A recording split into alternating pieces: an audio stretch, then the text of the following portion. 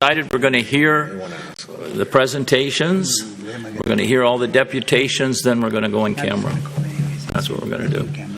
So, Armin or Bijou, who's going to lead this off? This is this one, Jim. This is number 11. I've already introduced it. Number 11. Through you, Mr. Chair, I can give a brief summary. This is an information report on applications for official plan amendment, zoning bylaw amendment, and draft plans of subdivision on the York Downs Golf Club lands. It's one of the largest parcels of development within the urban boundary. It's heavily treed and it contains 2 extensive valley systems. The proposed development would include 2,295 residential units. It provides a mix of ground-oriented, medium-rise, and 1 high-rise residential block, and a mixed-use block fronting onto 16th Avenue, which is a mix of commercial and residential. The subdivision also proposes a public elementary school, a comprehensive valley land open space system, and a variety of public parks. The report essentially provides an update on the additional agency comments that have been received since the June 25th interim report, and it summarizes how the applicant is proposing to address the outstanding matters that were identified back on June 25th. I'd just like to say that this has been a very long, intensive, and comprehensive process with significant public consultation. We've had 2 community information meetings since the outset of the project, a statutory public meeting, 6 Unionville subcommittee meetings, and many, many meetings with residents and with the applicant. So we've been talking to a lot of people and trying to incorporate a whole range of opinions, thoughts, and ideas on how this land should develop. So since the interim report was presented on June 25th to Development Services Committee, staff have been working over the summer to address some of the matters that, or as many of the matters that were raised in that meeting, and some examples include finalization of the tree preservation strategy. TRCA has reviewed the application and have provided their comments. Finalization of the development phasing plan and the transportation assessment strategy. We've been working very hard on that. All lanes that exceeded 150 meters, there was 4 or 5 of them in the previous version of the application, have now been reduced to below 150 meters. The community design plan is largely complete, and final submission is currently under review by staff. The region has not yet provided their full set of conditions, but have participated in the development of the transportation phasing plan. Staff have contacted the region regarding a proposal to include the pedestrian and wildlife connections across 16th Avenue, and the region have agreed to incorporate that into the EA study and to look at that. There's also been confirmation from TRCA and by extension MNRF that one of the wetlands is not a provincially significant wetland. That's one of the wetlands that's subject to some development. And regarding the barn swallows, the applicant is working with MNRF and the applicant to meet the MNRF requirements. So that's essentially a synopsis of where things stand right now in terms of the technical review of the subdivision. Trails, Ron. You didn't mention trails. The trails are being considered for connections under 16th Avenue as part of the EA study. Well, the overall... We looked at the trails within the... Right, and the overall approach that is being considered right now is to incorporate a comprehensive trail system as something that needs further discussion and further review. Okay, the applicant has no presentations? No? Okay, Councillor Hamilton. Thank you. I just want to ask, through you, Mr. Chair, to Ron, how can we, just a process question, how can we approve something if there's still these outstanding issues? And just for an example, the MNR barn swallow issue, like that could significantly alter all kinds of things in the site. So how can we go ahead with that without that first being settled? Through you, Mr. Chair, the barn swallow issue is a matter that is affected by provincial legislation. It's the environmentally significant areas and species at risk legislation. Our role is to ensure that the applicant and MNRF, the Ministry of Natural Resources and Forestry, are in discussions. We need confirmation that the that the applicant is meeting all of the requirements of MNRF. MNRF does issue permits if there's a need to issue permits, if there's significant changes being made. Really, our role is limited to making sure that the applicant is aware that MNRF has an interest due to significant species at risk, and that they are in discussion with MNRF. We don't actually implement or control anything in that regard. Okay, so I'm understanding that, but I'm talking more about the timing. So if MNRF says, no, you've got to dedicate 200-meter circumference around where these barn swallows are currently nesting, that would impact the site plan. So you'd have to move some houses, or delete some houses, or something would have to happen, which then would change what we are possibly approving or considering for approval today. So I don't think that's likely to happen, but if that were to happen, it would require, prior to any registration happening within that area that's in debate about whether it should be developed or not, that would require red line revisions to the draft plan of subdivision. We wouldn't register any subdivisions in that area if that was open to debate and discussion and a concern. And if it turns out that there is a really significant change like that to the draft plan of subdivision, it would require red line revisions at the draft plan stage, so it would come up again for review and approval before any registration could occur. And if that's the case, the registration would have to reflect that buffer, if there was a buffer. Okay, thank you. Councillor Ray, I'll get you in a minute. I got a few speakers. Maria. Thank you. Through the chair to Brian, I thought we'd have a presentation on the improvements to the intersection on 16th and Kennedy. I thought we were going to have that today. For you, Chair, I'll provide that later. Okay. We have a couple of gentlemen that sat here all morning wanting that presentation, so maybe you should do it after. What? I don't think so. That should be in public, isn't it? Traffic and like the improvements at 16th is public, right? We don't need to go in camera for that. Through you, Mr. Chair, staff can talk about, or the applicant can talk about, what improvements are being proposed. Okay. Yeah. Mr. Chair. Okay, so I'd ask, because I was confused about the traffic improvements, so I thought the agreement was you were going to bring back a presentation or diagrams to show what was going to happen at the intersections. That should be in public. If you said it was. So for you, Well, maybe I misunderstood what Catherine said, because she said you can talk about what's being proposed, but I'd ask specific questions in camera about, because I didn't understand the traffic, Mr. Chair, we can't talk about what we talked about in camera. Okay. You asked me if we could show or discuss what transportation improvements are being proposed, and I said yes. Right. But we're not going to talk about what we talked about in camera, right? Right. We haven't talked about it yet. No, so that presentation is going to be in public. so if there's any traffic analysis that has to be presented, that will have to be from the applicant's consultant. Okay, but I'm going to get into trouble here. Don't get into trouble. I want to know what the city's going to... Okay, so the questions that I had, I didn't understand. So I was under the impression, and the mayor said, could we get a presentation? So I don't understand why it's coming from the applicant and not coming from our city staff.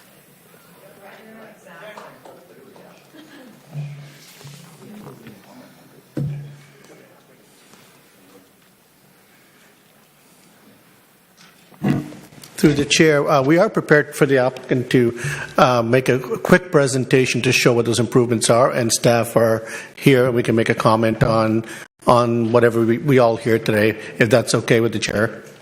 So did the city staff and the applicant get together and do this presentation together? Because I'm completely confused. Well, let's hear the applicant presentation first. Councillor Burke. Thank you, Mr. Chairman. So my question is about the small wetland that's going to be removed, and I want assurances that if there's any kind of wildlife in there, that they will be safely handled and not crushed by the bulldozer, buried alive.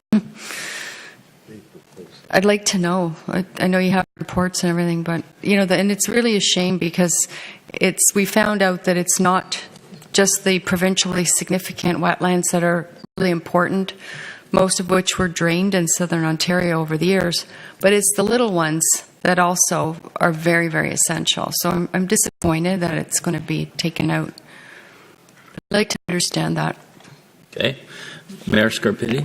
Mr. Chair, I would suggest, if we could, and I don't know if there's any magic to the order, but we hear the deputations that have been requested that allow for a presentation of proposed intersection improvements. Again, there has to be probably further analysis on those, and obviously review and commentary by our staff, and then I'll have some comments after that.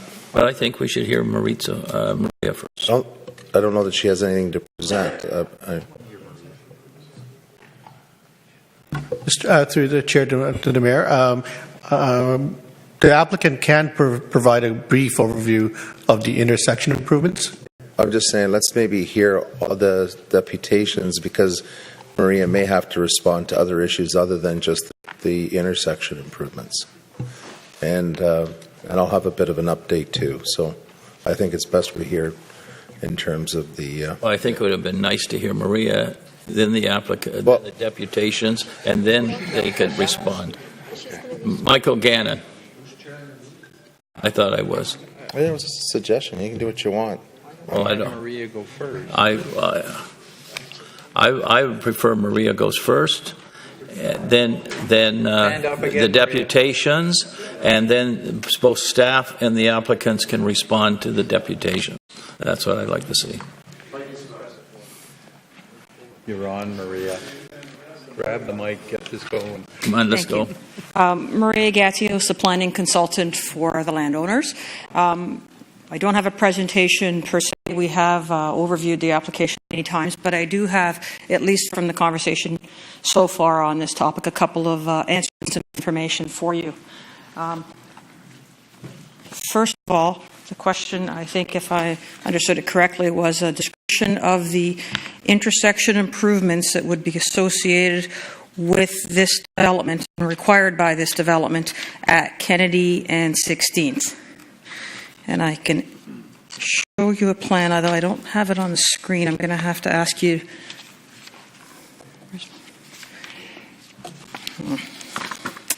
Can you camera? zoom in? Is it possible to put the camera on for me? They'll come together. Yeah.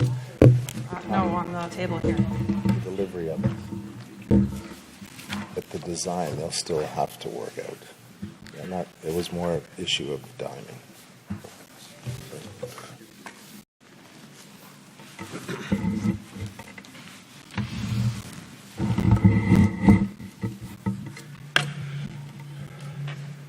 Okay. North at the top, this is Kennedy. This is 16th Avenue. This is the Burton townhouse development that Kyle Moore has recently constructed. The Village Grocer is here, the Montessori School in this location. I'm just going to get a little closer to read what we've got. Probably very hard to see. There are some lines on the sides of the roads in this plan, and I'm going to point to them and read the label on them. On the east side of Kennedy, and on the north corner of the Kennedy and 16th intersection, it's addition of northbound right through lane is the first improvement I'm describing. So northbound right through lane addition on this side of Kennedy, north of 16th. On the south side of 16th, west of Kennedy, extending the right turn lane. So as you're heading eastbound on 16th, there's an extension of the right turn lane so that it is a lot longer to accommodate more vehicles for the right turn lane southbound to Kennedy. And on the west side of Kennedy and on the north side of 16th, on the northwest quadrant, there's extending the right turn lane. So the southbound Kennedy right turn lane to turn right on the 16th, as well as extended right turn lane through the whole south edge here so that there's an extra lane to come along and make the right turn into Village Grocer in addition to the existing lanes. So that's a summary and an illustration of those proposed improvements to that intersection. I believe that's what you were looking for through the chair to Councillor Ray.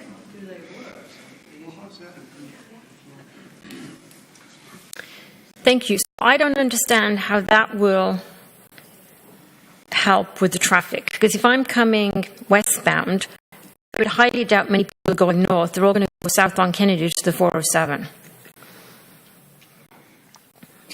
So, and I'm not the transportation engineer, but in summary, this is one set of improvements. There is a similar set of improvements that were identified and being recommended for the Warden and 16th intersection, which similarly provides additional lanes for turns and additional lanes for through movements at the intersections. And the summary impact of those improvements is to facilitate higher capacity vehicles being able to make their way through the intersection with the additional lanes and separating off the right turns sooner from the through lanes.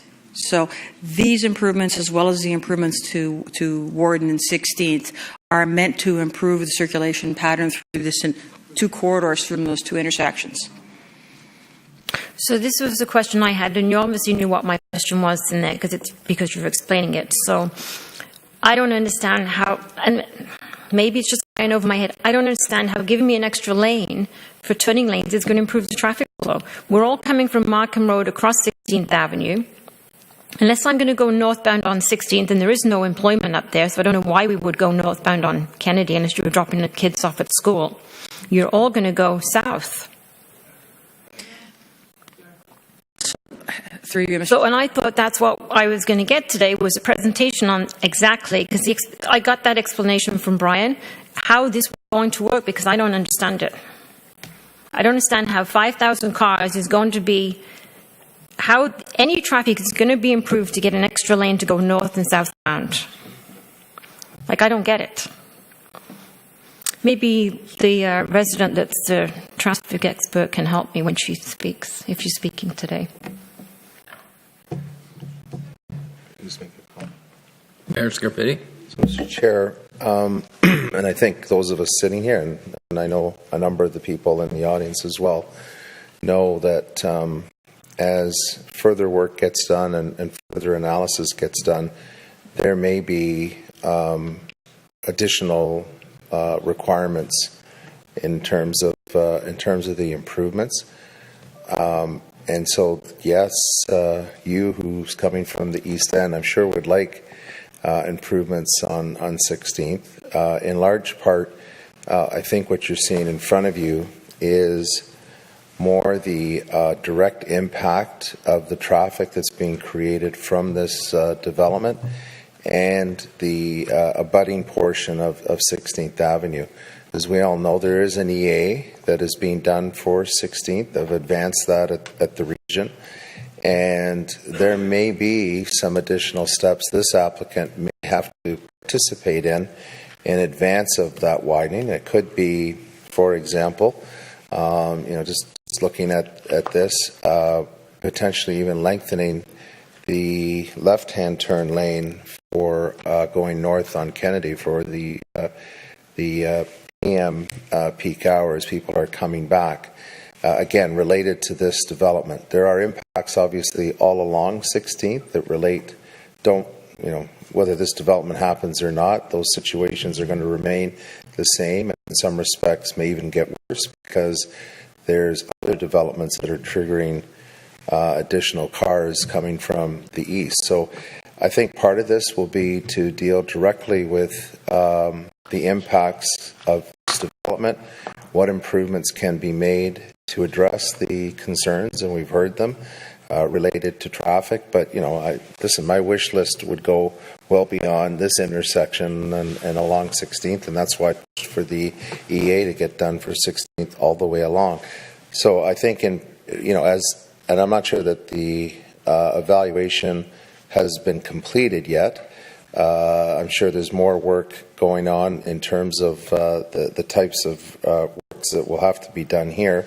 But I think right now the applicant's telling you this is an issue related to the traffic generated from their development and as to how they improve the infrastructure in and around the development. So a longer right-hand turn lane, I can tell you right now because I've traveled, coming down Kennedy Road would be of tremendous help in the morning because there's a lot of traffic that isn't able to move south. Going south on Kennedy, as you said, going down to the 407, that would be of tremendous help. And the same thing at night, going eastbound. Yes, more intersections east of here, but related again to the trips that they're generating and the improvements that they need to make in adjacent infrastructure. Obviously, a right-hand turn lane going south on Kennedy as well. Anyone that's been in that intersection anywhere from about 4:45 to about 6:15 knows the cars that block that intersection. So the only other one maybe I would highlight, I'm agreeing with you, is further analysis and evaluation has to happen, is a left-hand turn going north onto Kennedy, because I think that one again is a bottleneck there, and the traffic lined up to turn left north onto Kennedy Road does impede the through traffic today, and that's without an additional car being added through this proposal. So I think they're showing you the types of things that can be done. Is this ultimately the final plan? And again, maybe either the Commissioner or Brian Lee can indicate. I'm not sure all the analysis and that you've landed exactly on the design, because as we know, when that work commences, there'll be more information shared and potentially other steps taken.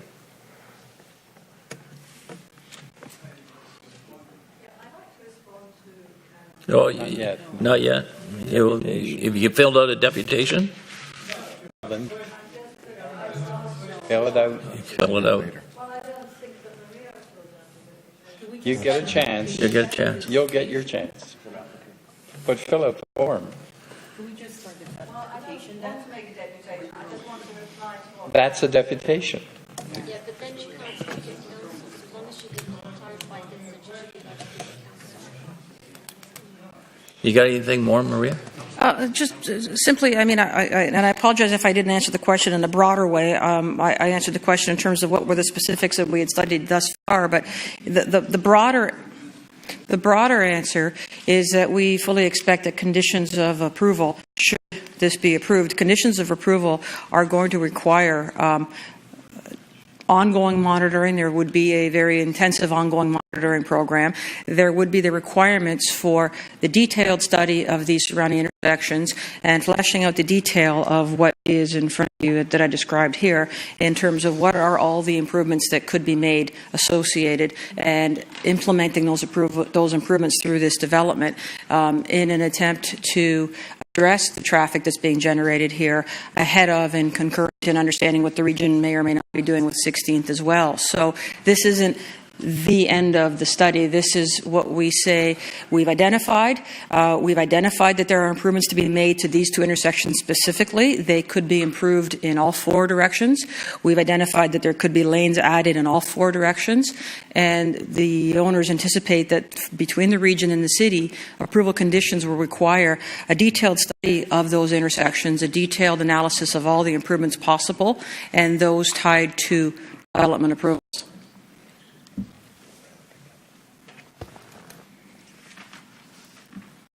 Councillor Hamilton?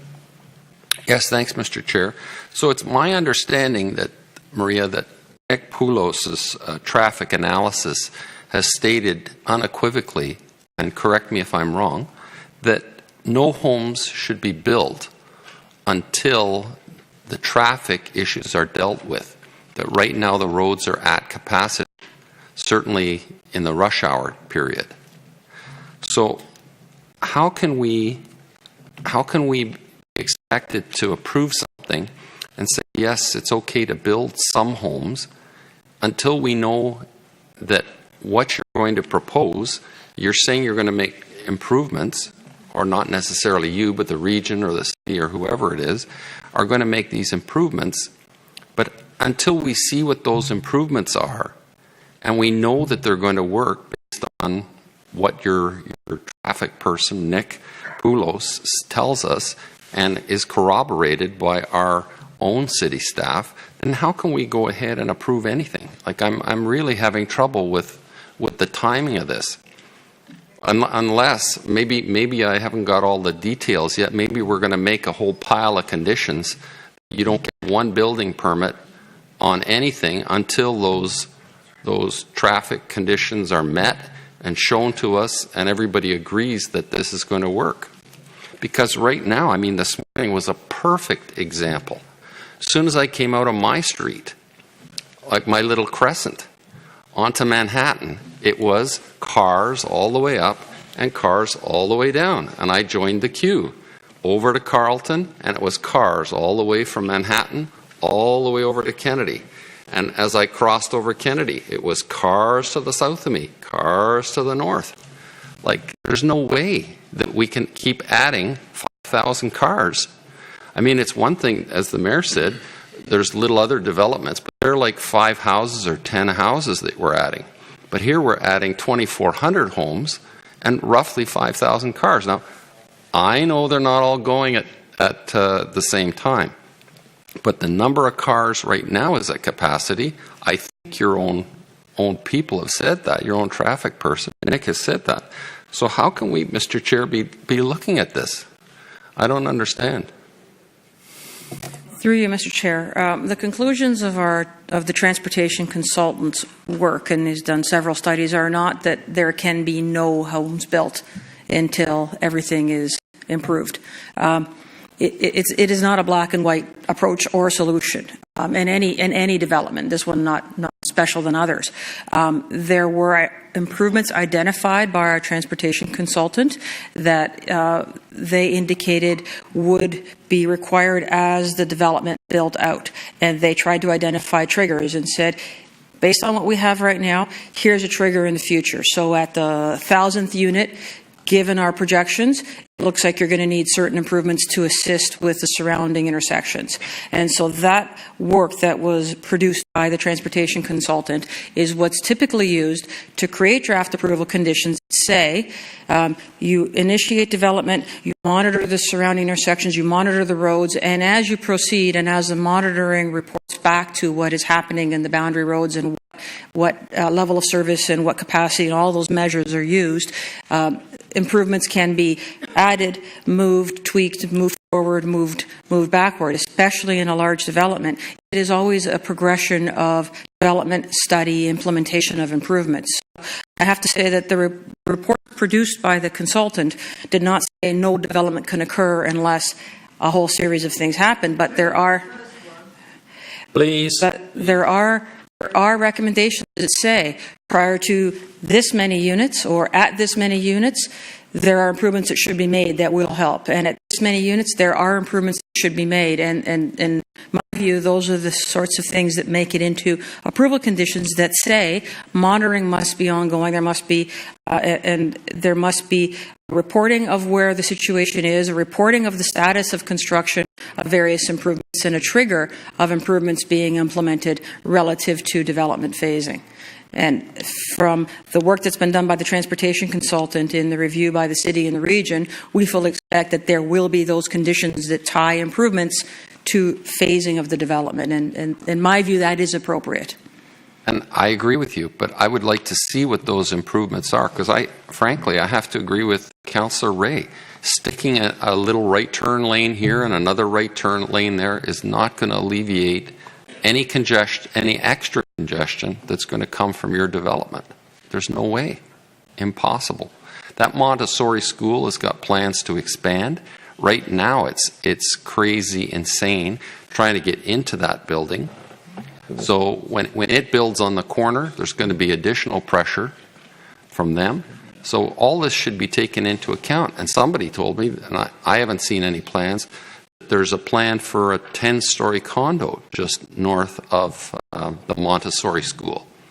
So now I knew that, or I thought I knew that there was townhomes coming in there, but now apparently they've sold or switched their plan to that. So there's going to be additional traffic that's going to be migrating from that development onto Kennedy Road, at least potentially. So that needs to be taken into the numbers and accounted for. I'd like to see that before we move on. I'd like to know what these improvements are going to be, because the ones that you've just illustrated to me aren't going to do anything, or next to nothing, minuscule, negligible. Thank you. Deputy Mayor? Thank you. And I commend the work done by yourself and the applicants and the staff and the community about these matters. This is just one of the things that we've been working on through the summer. But I also commend you for taking on agreeing to potentially phasing the whole thing based on improvements in the traffic.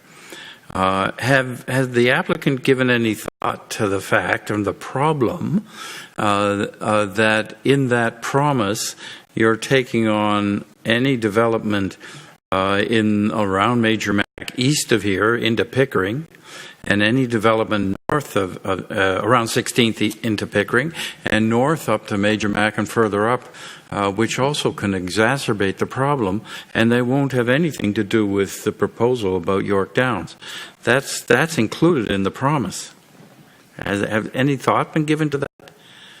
Through you, Mr. Chair, when you look at things like transportation improvements and understanding how a network is functioning, the transportation consultants will start with background traffic and surrounding growth, other approvals in place. So, for example, you heard earlier the first residential block in the future urban area, the Jersey Glen block being the first, and the other two coming along as well, and that entire area being contemplated for development.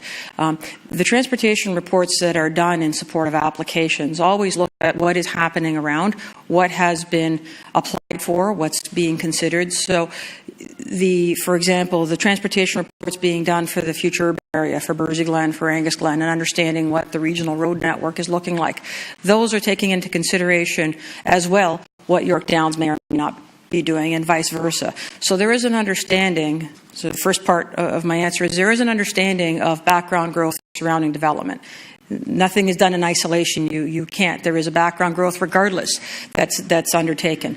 And part of the issue is to understand what requirements a specific development should be imposed upon. What does that development specifically do? What does that development specifically impact? And what is an appropriate restriction on that development itself in terms of its surrounding boundary roads? So the owners are fully aware that there are other developments going on, and that there is a growth regardless of whether this develops or not. The flip side to that is that the owners are also aware that with 16th Avenue and what the region is doing coming, but not quite there yet, that there will be a change to the traffic patterns for the positive, hopefully when and if the region does get to 16th. And we know the region now put it into DC, and the region is considering when it's going to slide it into the 10-year capital plan. So there is an understanding both from the city regional staff in understanding this matter and the applicants that there has to be a hand-in-glove approach to this, and that is why the owners are willing to consider a phased approach with an ongoing monitoring and ongoing understanding that there are things like the Kennedy and 16th improvements and the Ward and 16th improvements that can be done on an ongoing phase-by-phase basis to not exacerbate the current situation, but also, I'm not trying to fool anyone. I've never said, and I don't think anyone here has ever said, that this development will improve these two intersections and everything will be great. There is no everything will be great answer. Traffic is what it is across the entire GTA, and we all live and breathe the same traffic congestion no matter where we live in the GTA right now. So there is no promise that York Downs is going to come along and solve 16th Avenue on its own.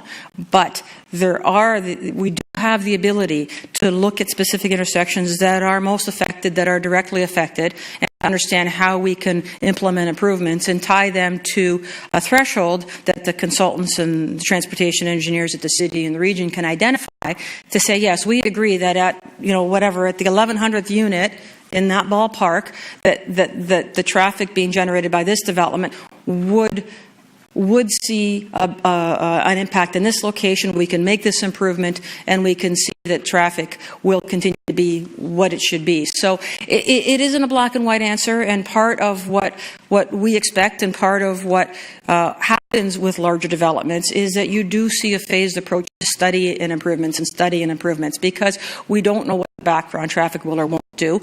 And both the city and the region and the applicant need to see how traffic will be behaving, what the generation rates will be, and what the monitoring shows us. So, I mean, that's a long answer to say that there are things we know and things that we will see implemented as phases proceed.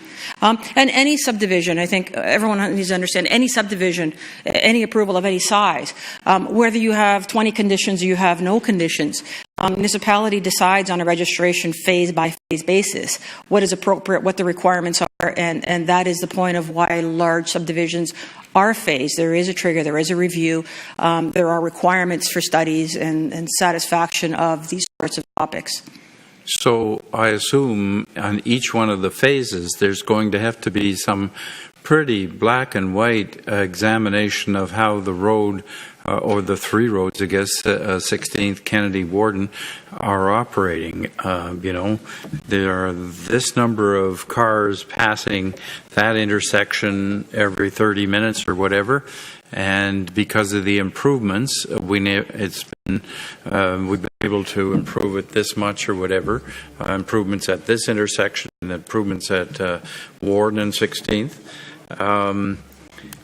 What worries me, if I was the applicant, is that if those improvements don't come along, and if the traffic has something to do with what's going further to the east or further to the north, the next phases may never happen.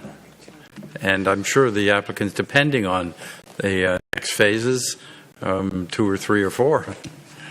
Well, I think through you, Mr. Chair, but it's never an absolute. There are always ways at looking at what capacity of any infrastructure is or isn't in terms of what it means to another phase. So there are always opportunities, and conditions are always written in such a way that there could be improvements, there could be alternative measures, there could be a way of looking at what the traffic is or is not doing. And I think, given that we're talking about such a large development and the unknown of what traffic will be doing as we proceed forward in time, 5, 6, 7, 8, 9, 10 years, that there is a comfort on the owner's part that looking at this through only a transportation lens isn't the only way to look at the development, and so I don't think it's an absolute of if there's 490 cars you can register, and if there's 491 cars you can't. The topic is never that black and white in terms of the end result, but I will completely agree with you that there will be very, very detailed monitoring of transportation and traffic coming from this development, coming from the north, coming from the east, from all different directions as development proceeds, because that's the specifics that will tell us what this development is doing or isn't doing and what the background growth is. So it is a little bit of, the inputs are very black and white. There's a lot of research and a very detailed monitoring strategy that we expect the city and the region will impose upon the owner to undertake. But the implementation of the triggers, as I said before, we very rarely in any infrastructure capacity see that there is a difference of one unit makes or breaks or says the system fails, therefore there cannot be more unit. And the reason for that is because it isn't the one unit coming from this development. Unless the municipality or the region decides that every single development is stopped unit by unit based on traffic capacity, and that, in my mind, is not a reasonable or a way any municipality or region can function. So it is more of an iterative process in terms of the improvements and the releases. So what I have an idea. What is your understanding about the region's proposals for 16th Avenue and widening of 16th? When and what exactly is that going to entail? What's your understanding of that? Well, through you, Mr. Chair, we know that the region, and this was one of the owners that urged the region to move 16th Avenue improvements out of, it had a contingency list, and if you recall, and I actually spoke at Regional Council and urged Regional Council, this was one of the projects that was very, very important across the region to move forward. And Regional Council did that. It is now in the DC bylaw. It was moved off the contingency list, which means the next step is it will be worked into the 10-year capital plan.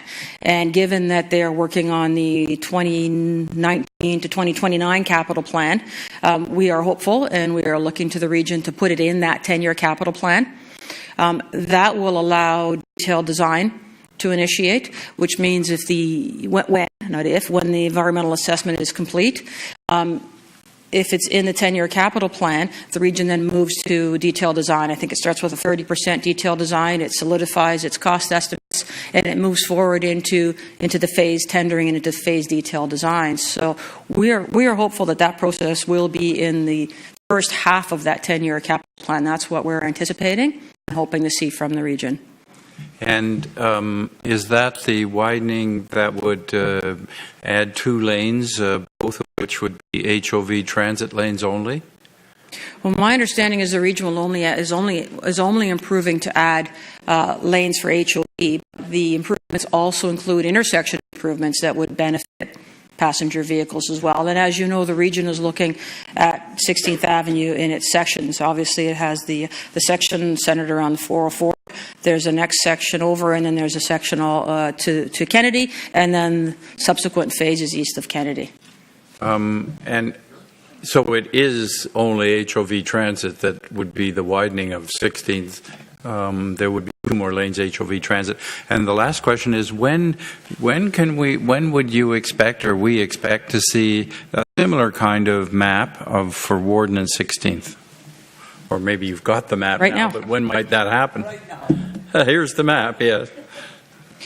So similarly at Warden and 16th, extensions and additions of turn lanes northbound to 16th, northbound from 16th, and eastbound and westbound. So similar improvements to add capacity for additional turn lanes to allow turning traffic to exit the travel lanes sooner and more capacity into the turn lanes rather than sitting in the travel lanes.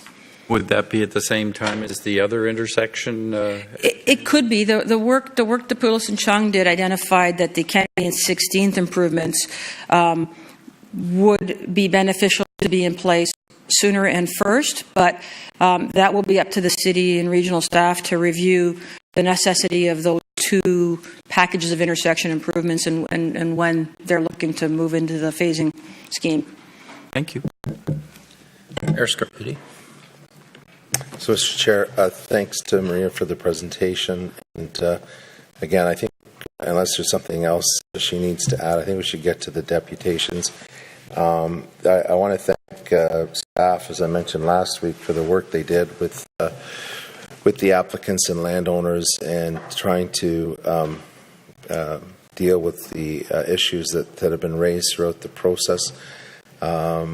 I had a meeting a couple meetings now with the landowners as well, and as I think I indicated in private session, some of the infrastructure issues were outstanding, as other issues were, and I'll have a bit of an update, and I think depending what comes out of the private session, there are some improvements to the plan that the landowners have agreed to, and I think if those are accepted by council, then or by committee, then that's something obviously we can share as well, because I think it would be welcome news. But I think we should get to the deputations so that we can... we got 2 people.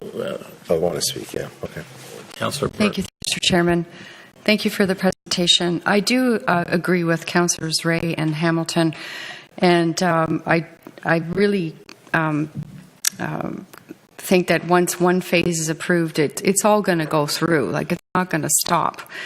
I do think that the word improvements is misleading. I think it should be revision rather than improvements, because we really don't know if the traffic situation will improve. In fact, we do know that fundamentally we're just adding too many cars, and that's really the fundamental problem. When you add 5,000 cars, and the widening of roads will inevitably fill up with more cars. It's not a solution.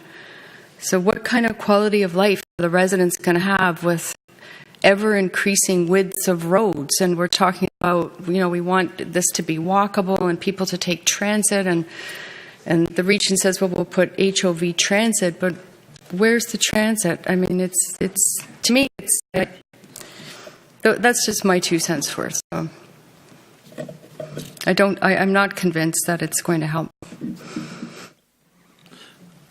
Councillor Hoosman. Thank you, Mr. Chair. I personally have met with the applicant, and there are certain parts of the plan that I like. The traffic, of course, is an issue, but I'm not an engineer, but I think there have to be innovative ways of moving the traffic. Just by widening or fixing the corners will not help. I have seen all over the world they use the concept of flyovers, whereby the traffic is moving, the sort of traffic keeps on moving, does not stop for lights, etc. And the ones that are turning, etc., they use the flyover. And engineers can do that. They can see all over the world how they do it. And I think that's the kind of innovation we require from the regional guys. This is not city road, it's the region road. I think you guys should fight it out there and get the funding, whatever you need, or the concept that you need to do. Just get it done. No, I'm being serious. Look, it's not us here, but somebody has to put the thing together and start thinking innovative ways of doing it, not just normal standard way of expanding and fixing corners. Got to think. It is happening all over the world. It's not just in Markham. Okay, you done? No, I'm done, sir. Okay. But I do agree with the application. I think it's great. They have a school that the community needs. They have the parks that they need. So overall, the plan is fabulous. Don't delay it just because we can't think out of the box. Okay, a guy that thinks out of the box, Michael Gannon.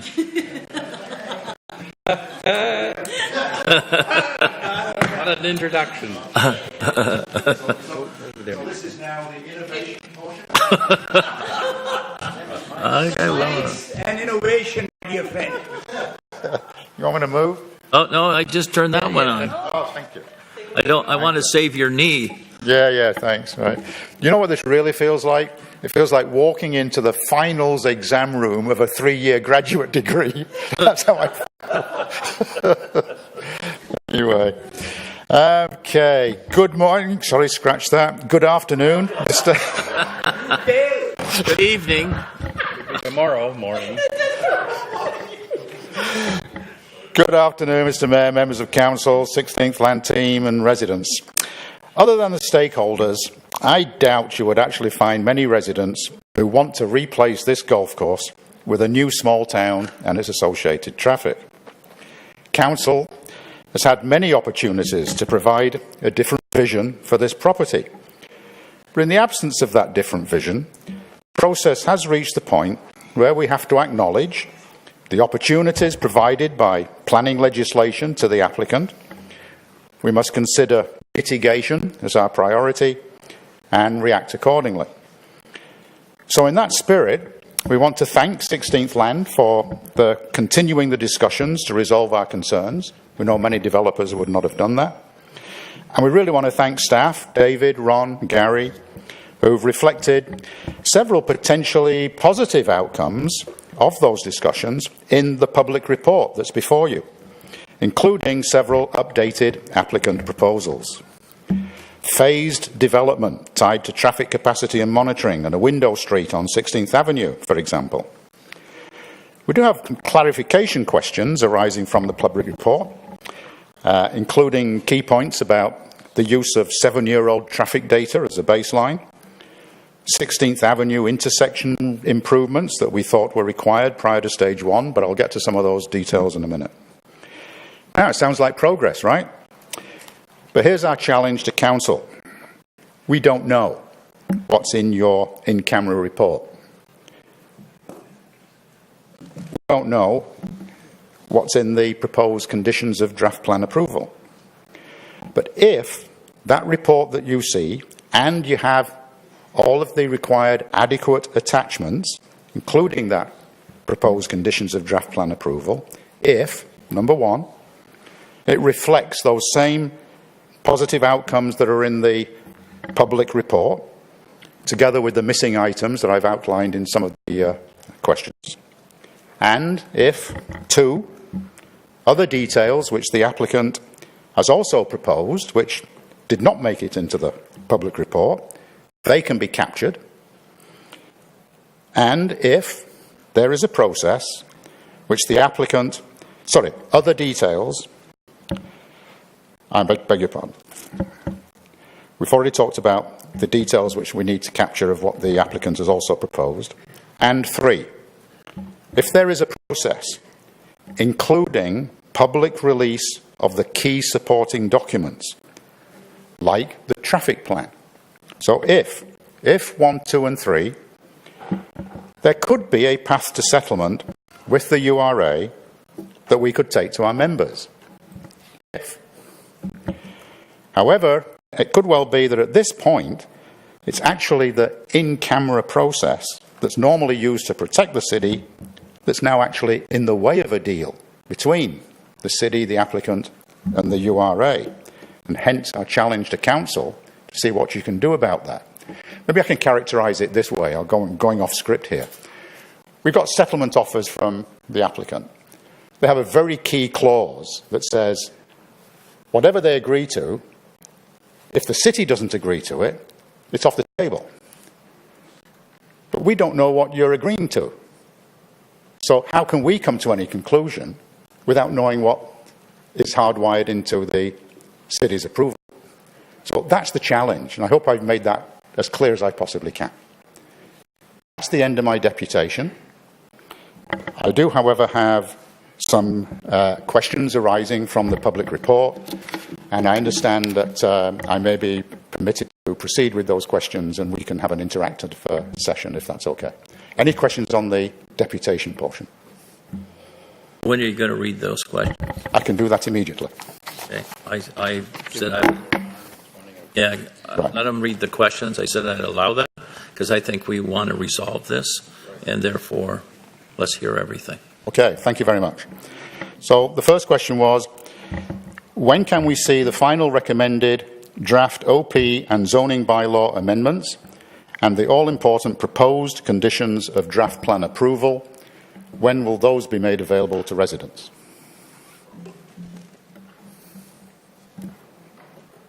Any answer? Mr. Chair, I can offer an answer. If Council's decision is to approve the development, subject to conditions, staff will prepare draft plan conditions of draft plan approval, a draft zoning bylaw that will implement Council's decision. So Council has to make its decision first before that document can be prepared and released. And we could approve this in camera? No. Or council, I should say. It has to be approved by Council. Yeah. So it will go to council. Wednesday night. Will that be in camera too, Wednesday night?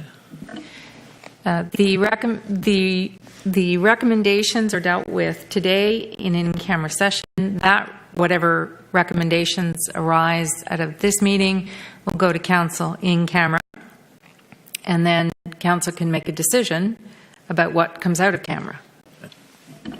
Next question, Mike. So just to clarify that one, if you decide in camera to approve this based on conditions on Wednesday evening, will you then release the proposed draft plan of conditions for residents' review prior to the planned OMB hearing on October the 1st? Otherwise, how are we to come to a settlement? Through you, Mr. Chair, that would depend on, I'd like to say staff will work as quickly as possible to produce a set of documents that will implement the instructions obtained from Council. In fact, I will say that. I just can't predict what Council's decision would be, or if they are making changes to the recommendations that will be made by staff. So it's a question of how different Council's decision is from whatever the recommendation of staff is. But I think we're all working to a deadline of October 1st. We may not have finalized documents available or approved by all parties on October 1st, but I'm hopeful that we'll all know where we stand on that day and can make some plans to finalize everything shortly after that, if not by that date. Next question, Mike. I think, though, sorry, Mr. Chair, just on that, even if documents aren't complete in terms of all the could we not share with the Ratepayers Association at least the list of conditions? I mean, I don't think the whole document has to be in its final form, but at least they could see the conditions that we've imposed. Through you, Mr. Chair, if Council determines to approve the development, subject to Council's decision, in whatever form it takes, approve this, change this, do this, can be released to the public after you've made your decision at Council.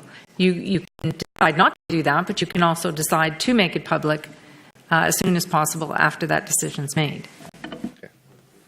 So you'd have a pretty good idea at that point as to what those conditions are if it gets dealt with.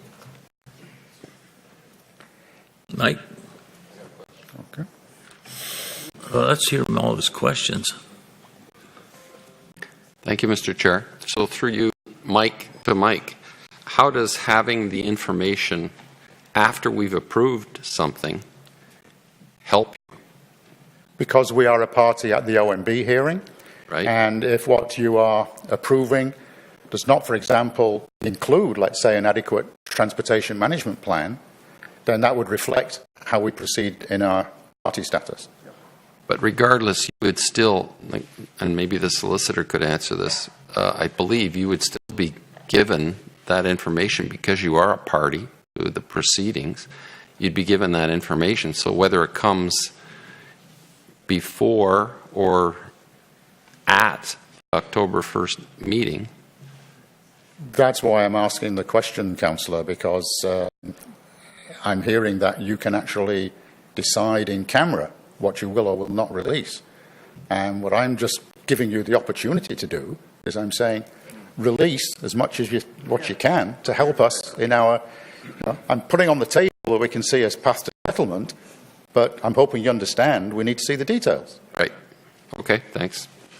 Mr. Chair, if I can just clarify, if Council determines to approve the development with or without any modifications to the plan as currently proposed, there would be, I think, no reason why Council would not decide to make that decision public as soon as possible, with instructions potentially to staff to prepare or tweak or revise conditions of draft approval and a zoning bylaw to match those instructions as quickly as possible.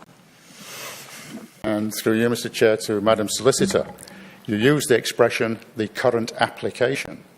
The challenge is that where we see the hope is expressed in this public report, which is additional through the current application. Through you, Mr. Chair, and to the applicant, I don't think you should read anything into my use of the words, the current application. Not capital C, okay. not capital A. All right. Because that is one of our basic questions. What constitutes the current application? Because many residents still feel that the current application reflects what was submitted in April. And yet we've had all these lovely communications and settlement discussions, etc. And staff have been very helpful, and so has the applicant. But has Is that formally captured in the process? Or are you actually reviewing, where's the addendum document in addition to the current application that we can see that describes that bridge? Look at it. Second question then, should I move, sorry, Mr. Chair, should I move on? Or all the lights are off? No questions. Okay. Number 2.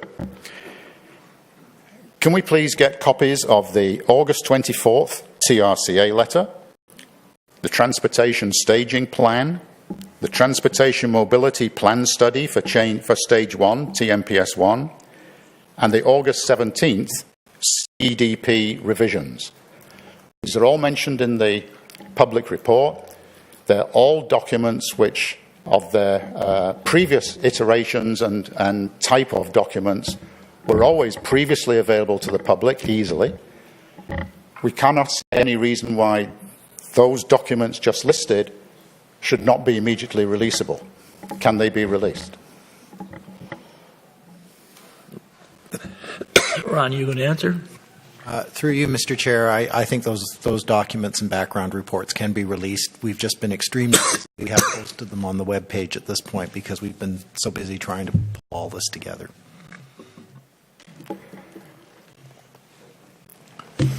They can be released, and the solicitor has no concern with that. Okay, great. Thank you very much.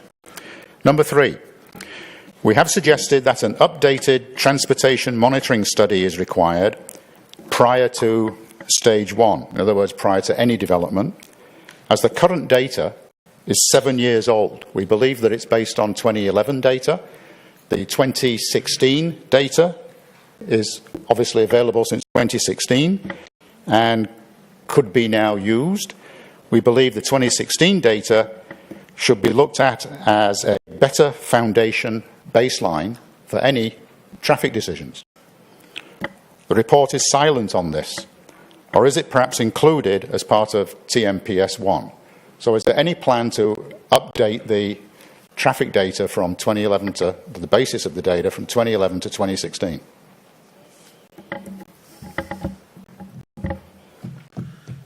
Anybody? Brian? For you, Chair. My understanding is some of the TTS data, the Transportation Tomorrow survey, were based on 2011 survey. We'll definitely talk to the applicant's consultant to see if the 2016 data is available. And 2016 data does not necessarily mean it's available in 2016. It's usually a year or a year and a half later. Yeah. So we can if it is available, we can talk to them and make sure it's updated. So that data is available. But given that that's now 7 years old, the current baseline, shouldn't Council have an understanding of what that really does to the traffic before you take a decision on 7-year-old data?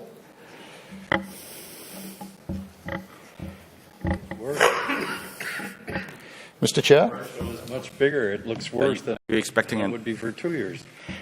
For you, Chair, are you asking a question? Whether I'm asking Mr. Chairman if, on behalf of the committee, should the committee not be asking for that information prior to making a decision on this application?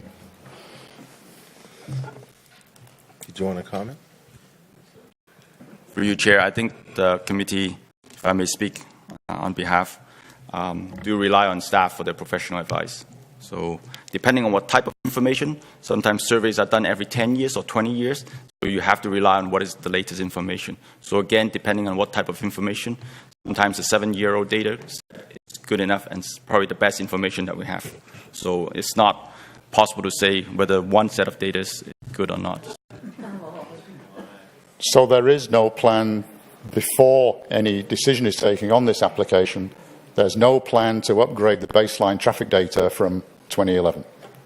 Through you, Chair, I just answered your question earlier, and we'll talk to the applicant's consultant. If the 2016 TTS data is available, we'll ask them to update it. Understand. My specific question, Brian, was related to timing, and I don't think you've got the time to do that, and maybe you're all very good, I know, but will that be done prior to a decision being requested from DSC and Council? I don't think I can answer that question for you, Chair. But again, that could be further discussion with the applicant in terms of whether that is going to be included as a part of a condition. Can I have no talking up here because it's hard to hear? So whether there's going to be included as part of a condition. Okay. Yeah, that is a possible outcome. You could include it in the draft plans of conditions that it would be required. That is one possible solution to that. Right? Yeah. Thanks very much, Brian. Question 4.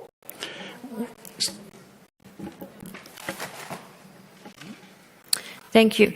So through the chair to Maria, because you're in discussion with Arvin, would your applicant be willing to provide that updated traffic report? Jim. It's Maria's, right? Oh. Just a minute, Maria.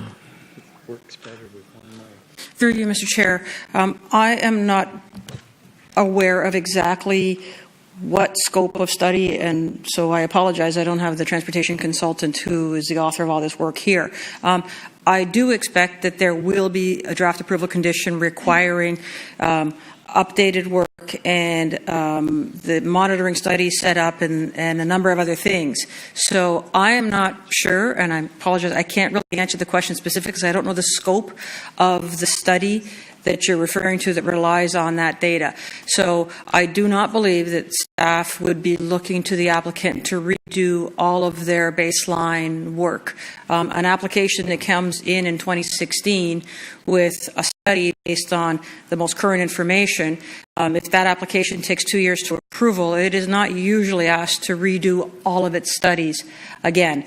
But having said that, I know that there are components of the studies that were done by the transportation consultant that will be asked to be updated. I apologize, I don't know the scope of the work you're speaking to as to whether or not it's the consultant starting again with everything or whether there are components that can be updated. And I do know that there will be a functional servicing report and a certain level of transportation study that the city and the region will want updated for every phase and through the monitoring stages. I know that will be the case.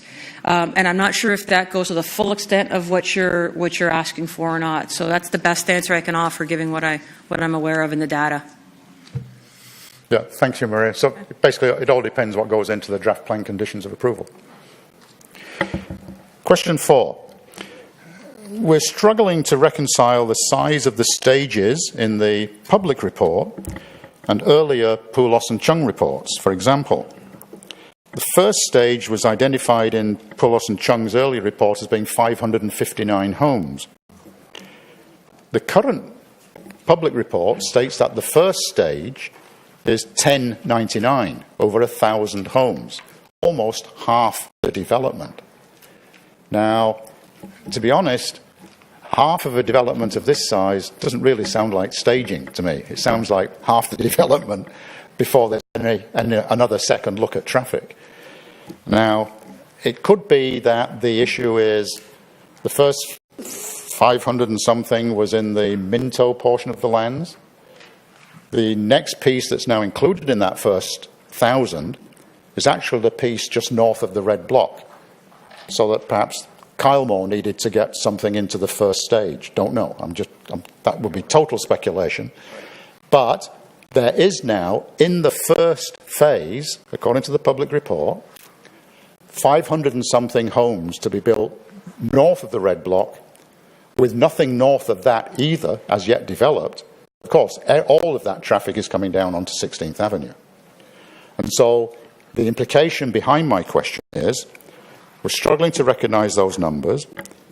Is it really 1,000 homes to be approved in the first stage? That seems to be rather a lot. There also seems to be a time gap after the first 559 homes and the cessation of golf club activities, which would allow the rest of it to be developed. Wouldn't that form a more logical point at which you would actually do another traffic study and see how the monitoring's going? So that's the question. Why are we looking at 599 in stage 1 as opposed to 1,000? Chair, maybe Maria should address that. Yeah. Maria? Thank you. I think I can help. because we confused all of us. We all bounced back and forth with labels, whether there were phases or stages. Right. And so what we determined in trying to answer the questions that we were being asked by the region and the city was that we would look at the entire property in 3 large stages, within which there would be individual phased registrations. So we know that the eastern portion of the East Plan next to Kennedy, which doesn't have the golf course on it, will be the first phase of registration. And we know that right now that is about 550 units. So that would be phase 1. And it would be the first half of what we've been calling the first stage, or stage A. And then we anticipate that there would be, when the golf course ceases, that there would be some development on the West Plan and some more development in the East Plan, because they would both start to make their way. On the West Plan, starts at 16th and it slowly works its way north, and the East Plan starts at Kennedy and works its way west.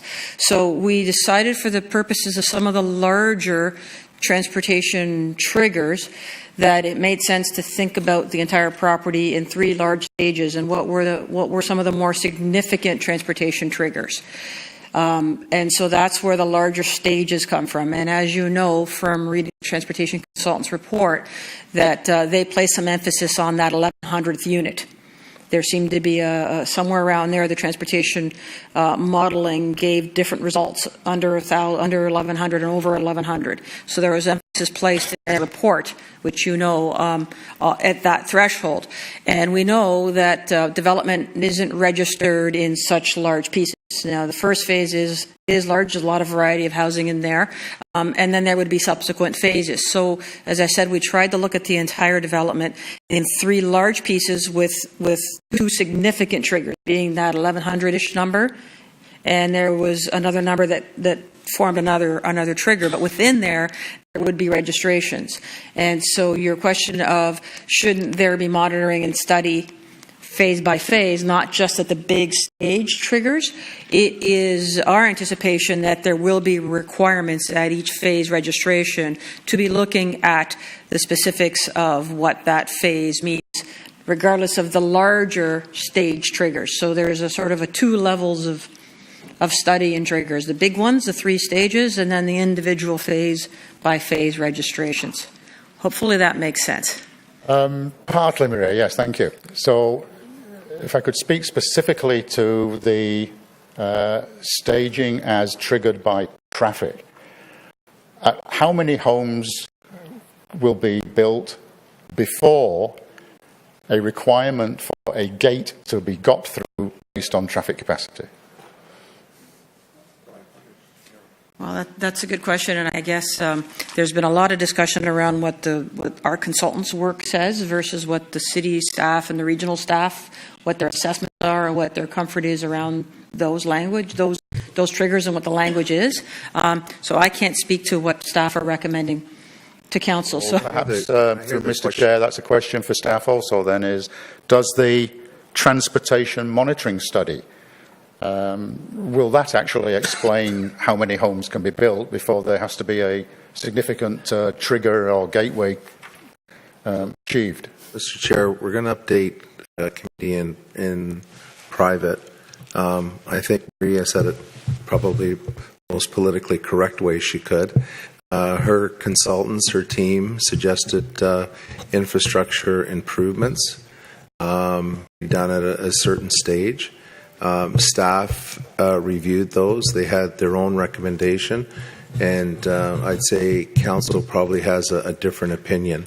So Brian can certainly deal with the monitoring question, but obviously I think, again, Maria has stated it in some of her comments, there'll be conditions, but as they continue to grow and other things happen, and other things may be positive things, like maybe the region accelerating the construction and widening of 16th, or other things may happen elsewhere that may improve overall traffic patterns. But I can tell you that, and hopefully when we do come out at some point, the resolution, if it passes by council, will be different than what was suggested by the applicant, and I think a little different from what staff had recommended. But Brian can certainly deal with the question on the monitoring and to the extent that that's going to happen. Through you, Chair, the report refers to a transportation mobility plan study. That work is, staff is reviewing that work right now. We have not nailed down all the details in terms of the what going to be in the monitoring and what are the acceptance criteria. So that work is still ongoing. But the idea is that will be something more definitive in terms of what is required to be monitored and what is acceptable or not acceptable.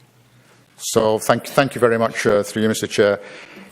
So the first stage identified in the current public report of being 1,099 is actually subject to some change. That's what you're saying? Yeah. Okay, thank you. Question 5. We understood from Poulos and Chung comments and reports that improvements to the intersection at Warden and 16th are required prior to any building. Why is this not included in the list in the public report on page 9? Only lists the improvements to 16th and Kennedy. Maria's report showed improvement. Yes, Maria's report just now showed it. The one you just had, showed some of those improvements, but they were not captured in the public report. Right. So, through you, Mr. Chair, that's a question. Ryan?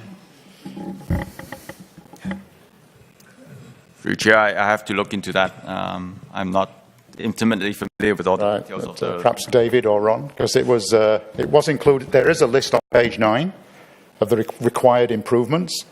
Warden and 16th is not included, but Kennedy and 16th is. Through you, Mr. Chair. The list of improvements in the public report is not the comprehensive list of all the improvements that are anticipated or expected. Basically, it was given as an example. Okay, appreciate that. Thank you very much. Question 6 relates to the identified multi-use path that is in the report. Is that to be built on region-owned land, city-owned land, or application-owned property? And how is it positioned relative to the potential road widening of 16th Avenue and to the proposed window streets? What is the impact on the proposed buffer and treed portion along 16th Avenue? And for context, in our latest discussions that we had that were going quite well, there was to be a window street with a 6-metre roadway, a 3-metre treed buffer, and then the region-owned land on 16th Avenue. Where do we now put a multi-use path in that context and still retain all the trees and the treed buffer?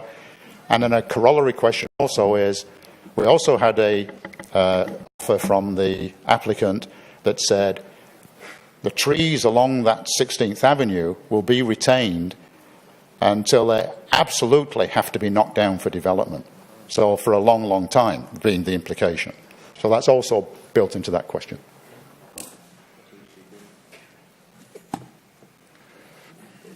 Maria? Through you, Mr. Chair. The first part of the question you were speaking to, I think the reference to the owner constructing a multi-use path across 16th Avenue. I'm not sure if it actually said owner. It said a multi-use path will be constructed. Okay. I take it to mean the owner. So if there were to be a multi-use path constructed along 16th, and we'll leave aside who's doing it for the moment, it would be within the region's right-of-way. The region owns the right-of-way. As you know, there is the paved portion, and then on either side of the paved portion is boulevard. Some have sidewalks, some don't. This section doesn't have sidewalk or a path of any sort. It would be within there, and that would be constructed if it were to be constructed ahead of the region doing anything to 16th Avenue, for example, ahead of the region implementing the results of the environmental assessment, because ultimately the environmental assessment is planning for multi-use paths, I think on both sides of 16th. I know for sure on the north side of 16th. So it would be advantageous, and this was how the consultant team would approach it, to get the latest plans from the region as to where their thinking is on the 16th Avenue cross-section, and to hopefully put the path, the multi-use path, in a location as close as possible, hopefully where the region would ultimately end up with it, hopefully, so it doesn't have to get ripped up when and if the region does what it's going to do. Depending on what the region's plans are, the region may or may not be into all of the grass boulevards on 16th. So it would be in that north boulevard of 16th, and the consultant team would attempt to put it as close as possible, if not mimicking where the region's EA is taking the process, which would have a multi-use path in it.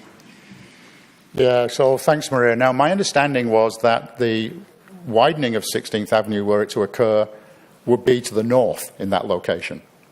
But the additional space required for both HOV lanes will be coming from the north side of 16th Avenue. There is currently also no path along 16th Avenue on the north side. So what we're now looking at is 2 extra lanes, a multi-use path that clearly goes right into where all the trees are. So we just fail to see how you could preserve any trees if the first thing you're going to do is do this multi-use path in its ultimate location. So if I can reply through you, Mr. Chair, the first thing is I don't believe the landowner is committed to keeping trees for as long as possible on the region's right-of-way. That isn't within its owner's control. So they cannot dictate what may or may not happen to trees in the region's right-of-way. The second thing is that the region has a certain amount of land, and I understand that in this location, I think it's 42 meters.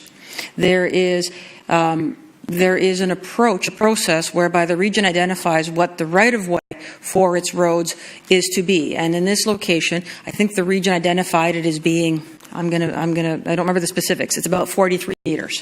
What the region has indicated to this plan of subdivision is that it needs a road widening block from the south edge of this property. It's not very much.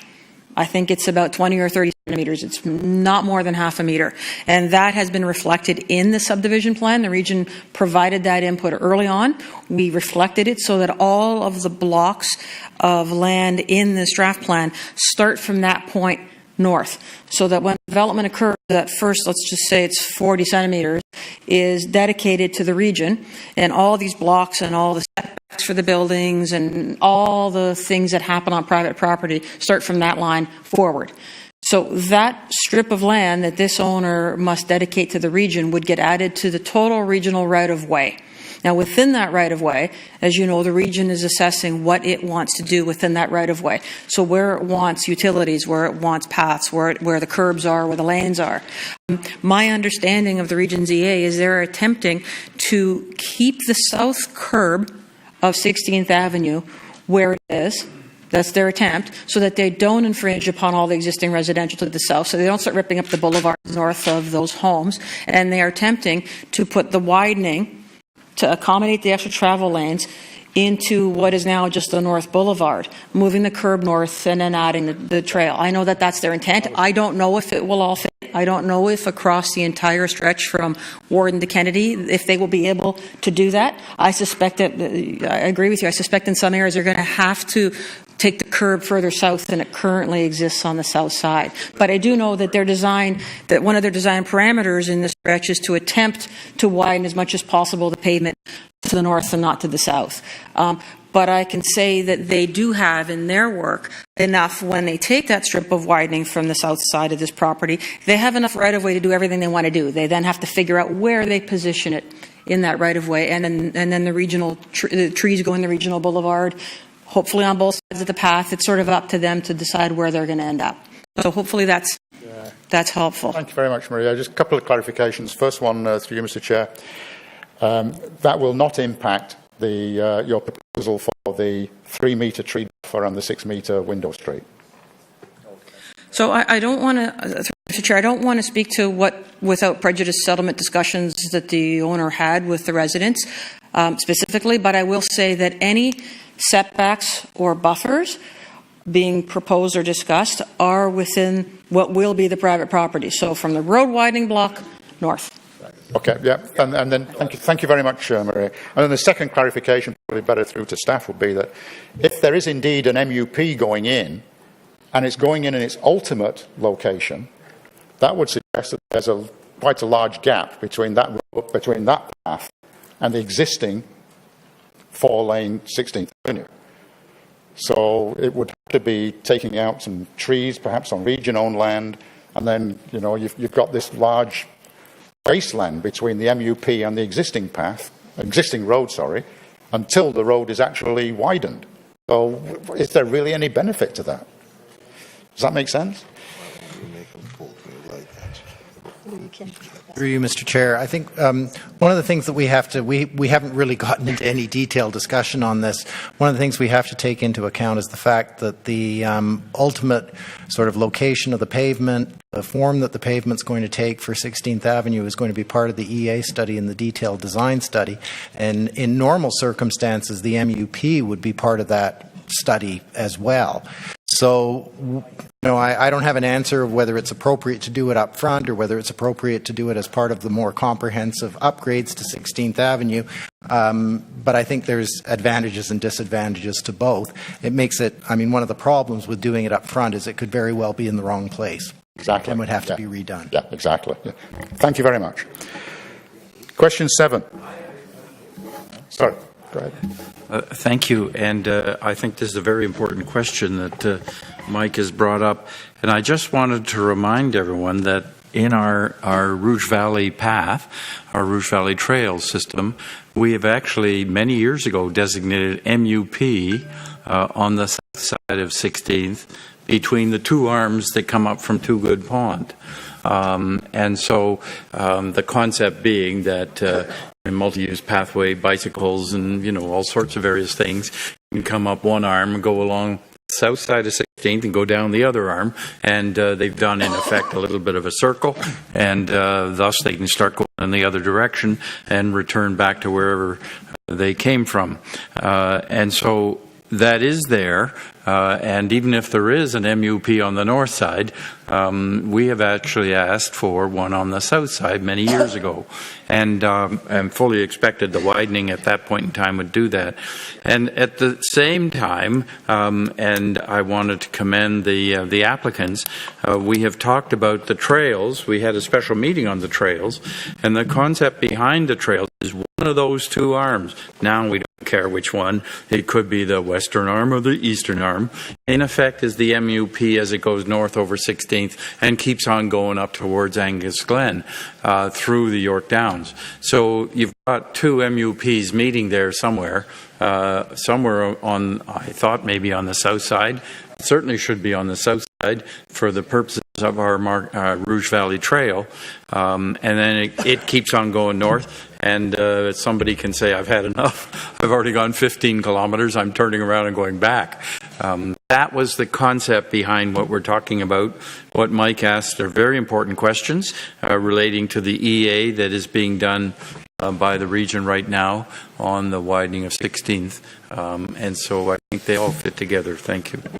Thank you. Thank you. Number 7. There are several areas where, in the public report, where the term "the applicant is proposing" is used to describe welcome changes. For example, the window street on 16th, the size of the condo blocks. It was our understanding from the August 29th meeting that these changes were actually settlement offers to the URA and NRCA at this stage, but not permitted. So the fact that these are now reflected in the public report, which is going into, which you are now being asked to accept, does that mean that where the applicant is proposing, that you now accept that as a public report? Does that mean that the actual application has now been formally upgraded to reflect those changes? How does that actually take place? Will they now be enshrined in the conditional draft plans of approval? Mr. Chair, if I can offer a response to that, there are a number of ways in which any proposal to change the application by the applicant can be formalized.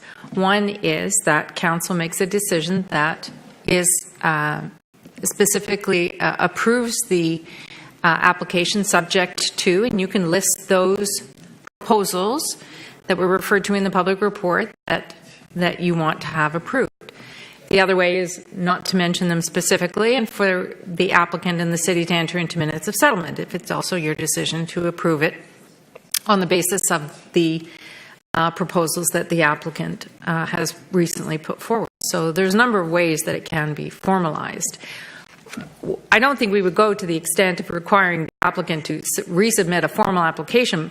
There will have to be revised plans if the proposals, as discussed, form part of your approval. So that'll have to be implemented through revised plans, revised subdivision plans and or draft plan conditions and zoning bylaw. So there's a number of ways that they can be formalized.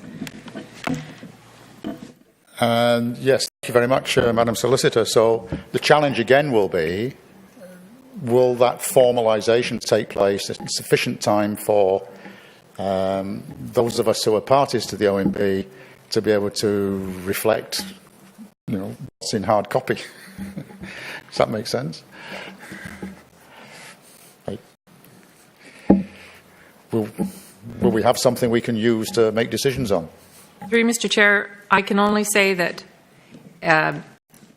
we have to wait and see what Council decides, and then the direction to staff will no doubt be to implement the instructions of Council, and we'll work towards putting out draft documents for the review of the applicant, and the parties at the hearing will be entitled to see whatever it is that the applicant is relying on and whatever it is that the city is relying on.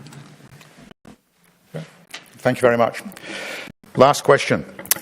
At the settlement meeting on August 29th, the applicant also proposed the following in relation to what's already in the report. So these are some additional items which were not captured. I'm not sure. Sorry?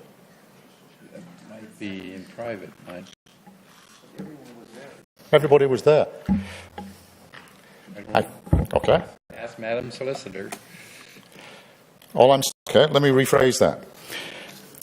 At a meeting on August the 29th, called by the city to attempt to reconcile the issues between the applicant and the residents, the following was discussed as being potential proposals, which are not outlined in the current public report. The public report does say, for example, window street, does have certain block sizes, grocery limit, etc. These items were also offered as possible proposals. For example, retail commercial, that there would be a limit of 12.5 metres in height, not including architectural features, on the south portion, no drive-through restaurants, and a limit of 120,000 square feet GFA for total non-residential uses, and a 6-metre tree buffer along 16th Avenue. And sorry if I may, at this point now I realise it is my understanding to 16th Landholding, through you, Mr. Chair, we actually have approval from the legal support of 16th Landholding to discuss those proposals with city and staff and appropriate residents. So I'm not sure what the nattering is about. Mr. Chair and members of council, my name is Raibu Yukivi. I'm counsel to the landowners group. We can't come here and discuss our without prejudice discussion that we've had with residents groups. Everybody knows how this process works. We try and resolve our differences with each stakeholder. We've done our best to do that, and this is not the forum to have that debate. If we're going to come to a resolution with each of the parties, we have to do that in confidence, and we can't have a discussion where we've now gone on for 45 minutes and we're getting into the very discussions that form the heart of what could possibly resolve this with those stakeholders. So I would ask that that part of the discussion be shut down. Thank you.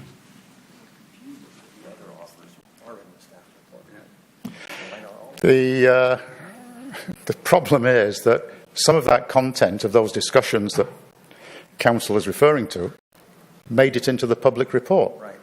That's all I'm responding to. So, I don't, Tell me what to do. If I can offer a suggestion, the URA or the NRCA are entitled to request that council make certain revisions to the plan to satisfy their objectives. And they can state that. They can have a list of the revisions that they would like to see to the plan without referring to, without prejudice discussions. They can just say, this is what would make this plan acceptable or more acceptable to their association. And they can do that without referring to any discussions. And if they want that list of revisions to the plan to be before you for your consideration in making a decision, then they can just state what they would like to have, and you can take that into consideration. Thank you very much for the clarification. So I'll reword point 8. In addition to those items identified in the public report, which shows some promise, we'd like to add that for retail commercial, there should be a limit of 12.5 metres in height, not including architectural features, on the south portion of the retail commercial, no drive-through restaurants, a 6-metre tree buffer along 16th Avenue, and a limit of 120,000 square foot GFA, and I believe the grocery limit is actually identified in the public report, is not? Total non-res. Total non-res, right. The grocery is covered in the public report. That's right. The grocery one was in the public report. That was my point. Yes, that's already identified in the public report. And residential, that access to the homes be from a 6-metre wide window street along 16th Avenue, and in addition to that, a 3-metre treed buffer between the window street and the region-owned land on 16th Avenue, and that the major portion of property facing 16th Avenue will be residential in this window street format, with the retail commercial portion occupying significantly smaller frontage. And that's what we would respectfully ask that you include as part of the draft conditions of approval. Thank you. I'm done. Thank you very much for your consideration of our time. That was a short 5 minutes. The mayor has a question of Mike. So, Mr. Chair, I think I just heard one of them. If it's not a terribly long list, what is it that you think you've got agreement from the applicant on, and maybe we could just stick to those items, that you think the city might not be supporting? Because you made some comment at the start that, we've got some agreements with the applicant, but if the city doesn't agree... I've just through you, Mr. Chair and Mr. Mayor, I've just been warned that I should not discuss those by the council. I apologize, I missed that. Okay. You, Mr. Chair, to Mr. Mayor, if I can help, I'm not going to discuss without prejudice settlement discussions, but I can clarify the point, though. It's a fine point, but I want to clarify it because Michael was correct in saying that in our discussions, whatever topic we were discussing, the applicants made it clear that any items that might be agreed to as between the residents and the applicant would ultimately have to be supported by the city. For example, if the applicant said we were going to build, a factory on 16th and the residents were thrilled about it and we were looking for a warehouse designation, the city would obviously not support that, and therefore we couldn't deliver on that promise. So we simply indicated any promises, any agreements, things we really needed to have the city saying, yes, we agree that's a good idea in that context. Okay, so that's sort of the generalities of what you said. Okay, thank you. Thank you very much again for your kind consideration and all the time. Okay. Peter Misek, you have 1 minute. You took all your time. Yes, it's You're not on the list. I'm not going to speak. Mike has covered everything. I will withdraw my request to speak. Thank you. Okay, thanks, Pete. That was less than 1 minute. That is less than a minute. Isaac Tang. Zero.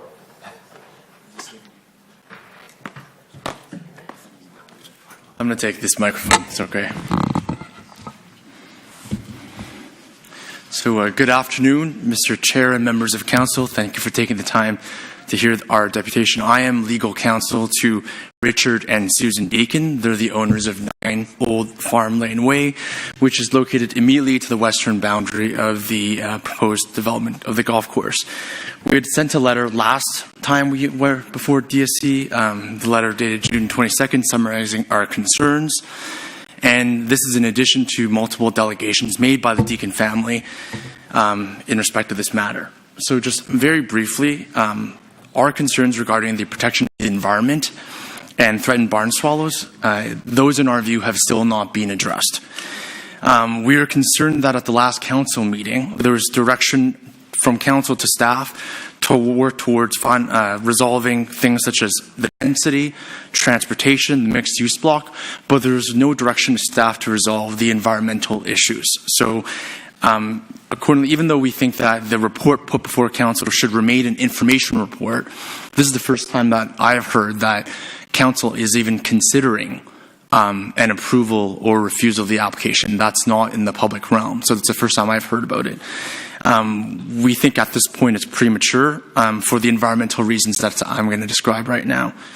So the first concern that I have, and I talked about it briefly last time, is that there has been not an independent peer review of the environmental reports. Now, we're talking about a decision that will affect a piece of land that's about 300 football fields in size, right? 416 acres.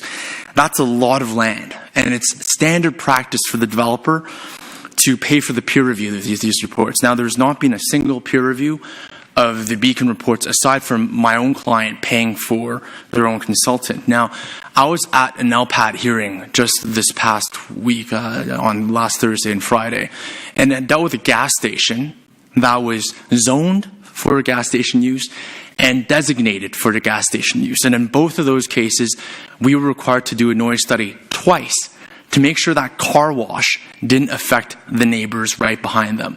And my client had to pay for it, and we happily did it just to make sure that that was done. Now, we're talking about development that's hundreds of times the size of a gas station and will change the face of Markham forever. I think that's very evident. And so, for me, it's just very surprising, and frankly, in the highest respect, I just think it lacks some responsibility not to review the reports that have been provided by the applicant. We just don't see how this best protects the public interest when the only information, frankly, is coming from the proponent. Aside from our own consultant, the only information on natural heritage is coming from the consultant. So even though we've heard there's been tons of public consultation, we thank staff for that, that value of the consultation is limited because the expert reports are simply what the proponent's saying. We don't have an idea of what the city thinks from it, aside from saying, well, this is what the proponent's saying. So that leads to me to my second issue, which is the protection of the barn swallows itself. Now, the information report says that the applicant reported that the MNRF supports the proposed mitigation measures. Now, first of all, as of the end of June of this year, the Endangered Species Act, it's not regulated by the MNRF anymore. It's now regulated by the Ministry of Environment, Conservation, and Parks. And we have no idea whether or not that ministry has signed off on this proposal. And so in our respectful submission, without any clarity on who decides the Endangered Species Act matters, it would be irresponsible for council to make a decision at this point in time. The second thing is the information that the ministry is being provided is still the reports from Beacon, which states there's 2 to 7 barn swallows on the property. And as of last month, the Deacons took video recordings showing in a single shot 12 barn swallows over the property, right next to their fence, so on the golf course lands. Now, there's been no information from the developer that could contest what my clients have recorded.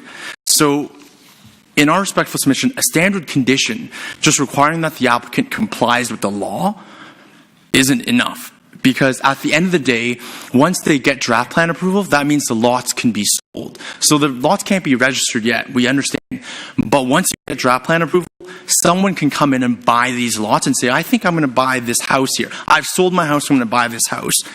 And it might turn out at the end of the day, the province says, that's not good enough. We need you to protect, instead of protecting none of the foraging habitat, you need to protect some. If you protect some, and you require a lot, that will significantly...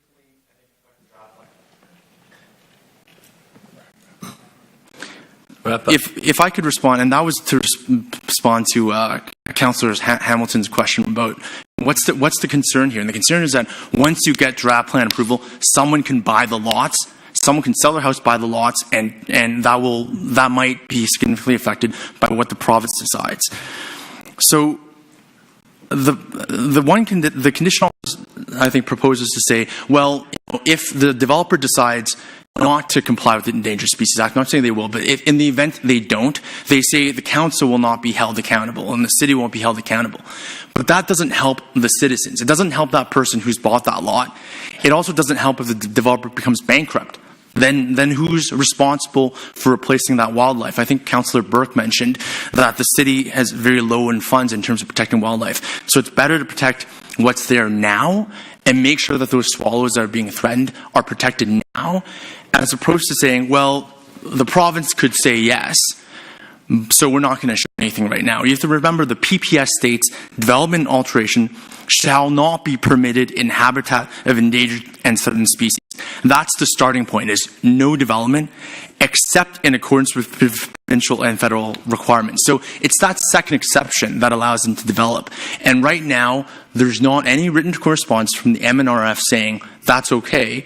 There's no correspondence from the other ministry, which now has a regulation over the ESA saying it's okay. So from our respectful submission, that's a problem. So at the end of the day, there's a possibility the province can say, well, the swallows could go somewhere else. It's not a big deal to us.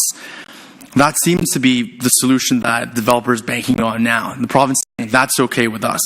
But in our submission, it's the responsibility of the public, it's the responsibility of the city to ensure that the information that's being provided to the province is the most accurate information possible. And so to that end, and in response to a request by the ministry to meet with our clients on September the 17th, we're going to be speaking with the ministry and we're going to be reviewing the Beacon reports in addition with the North-South environmental reports that my client had commissioned with the province, with the video, so they can actually see what's actually happening on the site. So in closing, I want to stress that we focused our concerns on the barn swallows because we see this as an issue that's an obvious concern to the public, because threatened and endangered species are protected by both the PPS, which I just mentioned, and provincial legislation. But the deacons have additional concerns, some of which have been summarized by staff in the information report. And so we just don't want our concerns to be just the barn swallows. We care about the natural environment, we care about privacy, we care about the density, as some of the other deputants will be speaking about. So just in closing, the developer is proposing a fundamental and permanent change to land use. So one that's been dedicated to open space environment into a large urban subdivision. So because of this fundamental change in land use, the protection of natural heritage, including the threatened barn swallows habitat, must be addressed early on. It can't be conditioned. We can't say, well, we'll deal with this problem later. We have to deal with it now. And so we have two asks. The first ask is that the council not make any recommendations or decisions on the appropriateness of development of the golf course until a peer review has been done of the Beacon reports, with the cost of the peer review to be borne by the proponent. Now, that's a typical requirement from other municipalities. It's not something that's too onerous on the developer. And the second ask is that council not make any recommendations on developing the golf course until the province has provided written confirmation that they're satisfied that the provisions of the Endangered Species Act can be met based on the proposed development plan, which to date has not been provided. So the last thing I really want to mention about process, there's this whole discussion about the October 1 date, about the pre-hearing conference. With respect, there's no gun to council's head. It's a pre-hearing conference. There's no requirement for you to say, well, this is my position now. Otherwise, we're going to a hearing. It's fair for council to say, we've gotten all this new information on environment, we've gotten all this information on transportation, and we need further time to study it. So an option that council has is saying, we go to the October 1st pre-hearing conference, we don't have a position yet, we will have a position in a couple of months, and we'll come back and speak at that time. So that's something available to you. Can you repeat your first request? It's the ask that council not make a recommendation on the appropriateness of developing the golf course until a peer review has been completed with respect to the Beacon environmental reports, with the cost of that peer review being borne by the proponent. Regional Councillor Armstrong. Well, thank you, Mr. Chair. Just a quick question. I don't think I understand that your client is a party to the action. Is that true? We are. Through you, Mr. Chair, are parties to the local planning appeal tribunal hearing, so we have party status at the hearing. When did you become a party to the action? Sorry, I wasn't aware. We became a party at the first pre-hearing conference because we identified the concern with the barn swallows at the first pre-hearing conference. Okay. So you're asking us as a council member or committee right now not to act whatsoever on a plan that's been moving forward for several years, many consultation with the residents, many stakeholders coming forward, agencies, and you're saying in light of the information now, we put a stall to any kind of planning right now, knowing that, we need to find places for people to live because of the Places to Grow Act and a whole list of things. But also identifying that there are concerns. But you're saying to us in your ask not to do anything, period. What about the staging that is recommended?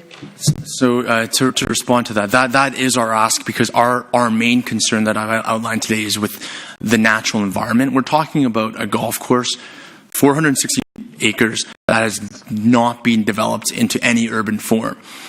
I think, even if you're taking a look at a secondary plan, I think staff would undertake an environmental study. And the only environmental study that's been undertaken for my clients, which is only with respect to the barn swallows, is by Beacon. And I just frankly find that surprising because unless you have staff that have an ecological background and can review the reports, I think it's typical for a municipality to say, well, thanks a lot for the report. We're going to retain a peer reviewer. We're going to take a look at it just to make sure you've got everything right.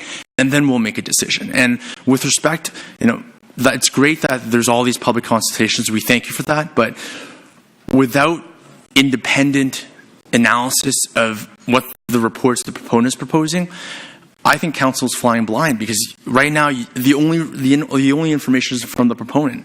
And if I was a proponent, that's great because that moves it quickly. But if I was on the part of the municipality, I'd want to make sure that when we're making a fundamental decision such as this one, where we're creating essentially a mini city in an area that hasn't been developed, let's take a look and make sure that all the reports are right. And transportation, I believe that my colleagues here are going to speak to it. So hopefully that answers your question. So the other part to that question then, so the staff that's making a recommendation right now, they would have had knowledge of the information, they would assess whatever information they have, and then they're making a recommendation to us. So their recommendation is premature, is that what you're saying? That would be my respectful submission. And to respond to that, the report before you that the public can see is an information report. It's not a report from staff saying, we think it's time to make a decision now. The report says that the report, this updated report, be received by council. So I think I support that recommendation. We don't support any action by council saying we either approve or refuse the application. That's our position. Thank you. Councillor Hamilton. Thanks, Mr. Chair. Through you to either Ron or Dave Miller, Ron or Dave.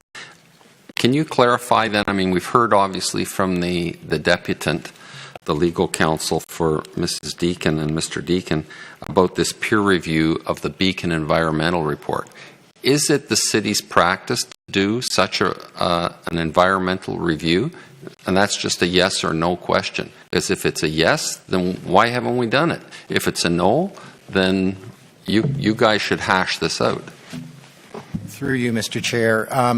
It is a yes if it's in an area that we have jurisdiction over. So the noise study, which was the example that the deputant gave, that's something that our engineers directly review noise impacts. It's something we look at through site plan control. And yes, we do require peer review studies because it's part of our authority and part of the background that we need to understand before we make a decision or recommendation in the case of staff. In this situation, it's different because we are, not the approval authority, and we don't have jurisdiction over this. So the peer review study would be something that we would be requiring, but we have no authority to make MNRF have regard to that study or even look at that study. And MNRF has a load of professionals who know what they're doing, who would be able to determine whether the recommendations from the applicant are appropriate from an environmental standpoint or not. But I think what you're saying, correct me if I'm wrong, is that he's made a good pitch, but the pitch is to the wrong people. He should be pitching this to the Ministry of Ministry of Natural Resources and Forestry. Is that correct? I would say that would be an accurate assessment. Okay, thank you. Thank you for that. So you've heard it from our staff, right? And we take advice from our staff, so maybe you want to debate that with our staff. I don't know. The province, and Ron, I've mentioned this before, so through you, Mr. Chair, again to Ron. The gentleman here said we need to comply with the law. I'm pretty sure that you're not going to let us not be in compliance with the law. But this gentleman, I think, correct me if I'm wrong, is saying we need to first get the province to sign off on this issue before we do anything. And from what I've heard from you before is, well, it's up to the applicant to get any permits that have to deal with that. So I'm still a little confused. I kind of side with the gentleman giving the deputation, the legal counsel, because it just intuitively it makes sense from a layperson's standpoint that we should have everything in front of us. We should see that the ministry has said, something, there's no issue with the barn swallows. End of story. Thank you very much. We've dealt with it. Whereas now you're asking us, or the staff is possibly making a recommendation for us to go ahead with a project without that little key bit of information that might end up screwing things up. But something, I'm not worried about the purchasers because I'm sure that the applicant would put conditions in their agreement of purchase and sale, that has something to do with if the Ministry of Natural Resources and Forestry says we can't let you have your home where you thought it could be because we have to give a buffer zone, then they're going to have an out clause. I'm sure they would. So I'm not really concerned about the purchasers, but I am concerned about us with complying with the law. So through you, Mr. Chair, the way I understand it, the way I explained it before, how you could do a draft plan approval, and then if there were issues that came up as far as buffering and all that went, that could be addressed through red line revisions, and it is the responsibility of the applicant to comply with all the requirements of the Ministry of Natural Resources and the legislation. That still stands. Also, with this particular subdivision application, which is kind of unique to this particular proposal, there is a very stringent phasing plan, and it's partly to do with transportation, but also partly to do with the fact that the golf course is going to stay in operation for a number of years. And there's only, the first phase is far over on the Kennedy Road side, right, far away from any of these barn swallows. And that's the first part that's going to go forward because it's surplus to the golf course. So by that fact, I mean, there's a significant amount of time between the draft plan approval and registration of anything in the barn swallow area that would allow this issue to be fully resolved. Okay. If I could just... Maria wants to interject here. Better turn on her mic, Mr. I will. Chair. Thank you, Mr. Chair. I think I'm going to characterize this differently in that, in our view, we don't actually have a problem as characterized by Mr. Tang. I understand that that there's a meeting between the Deacons and Mr. Tang with the MNR September 17th.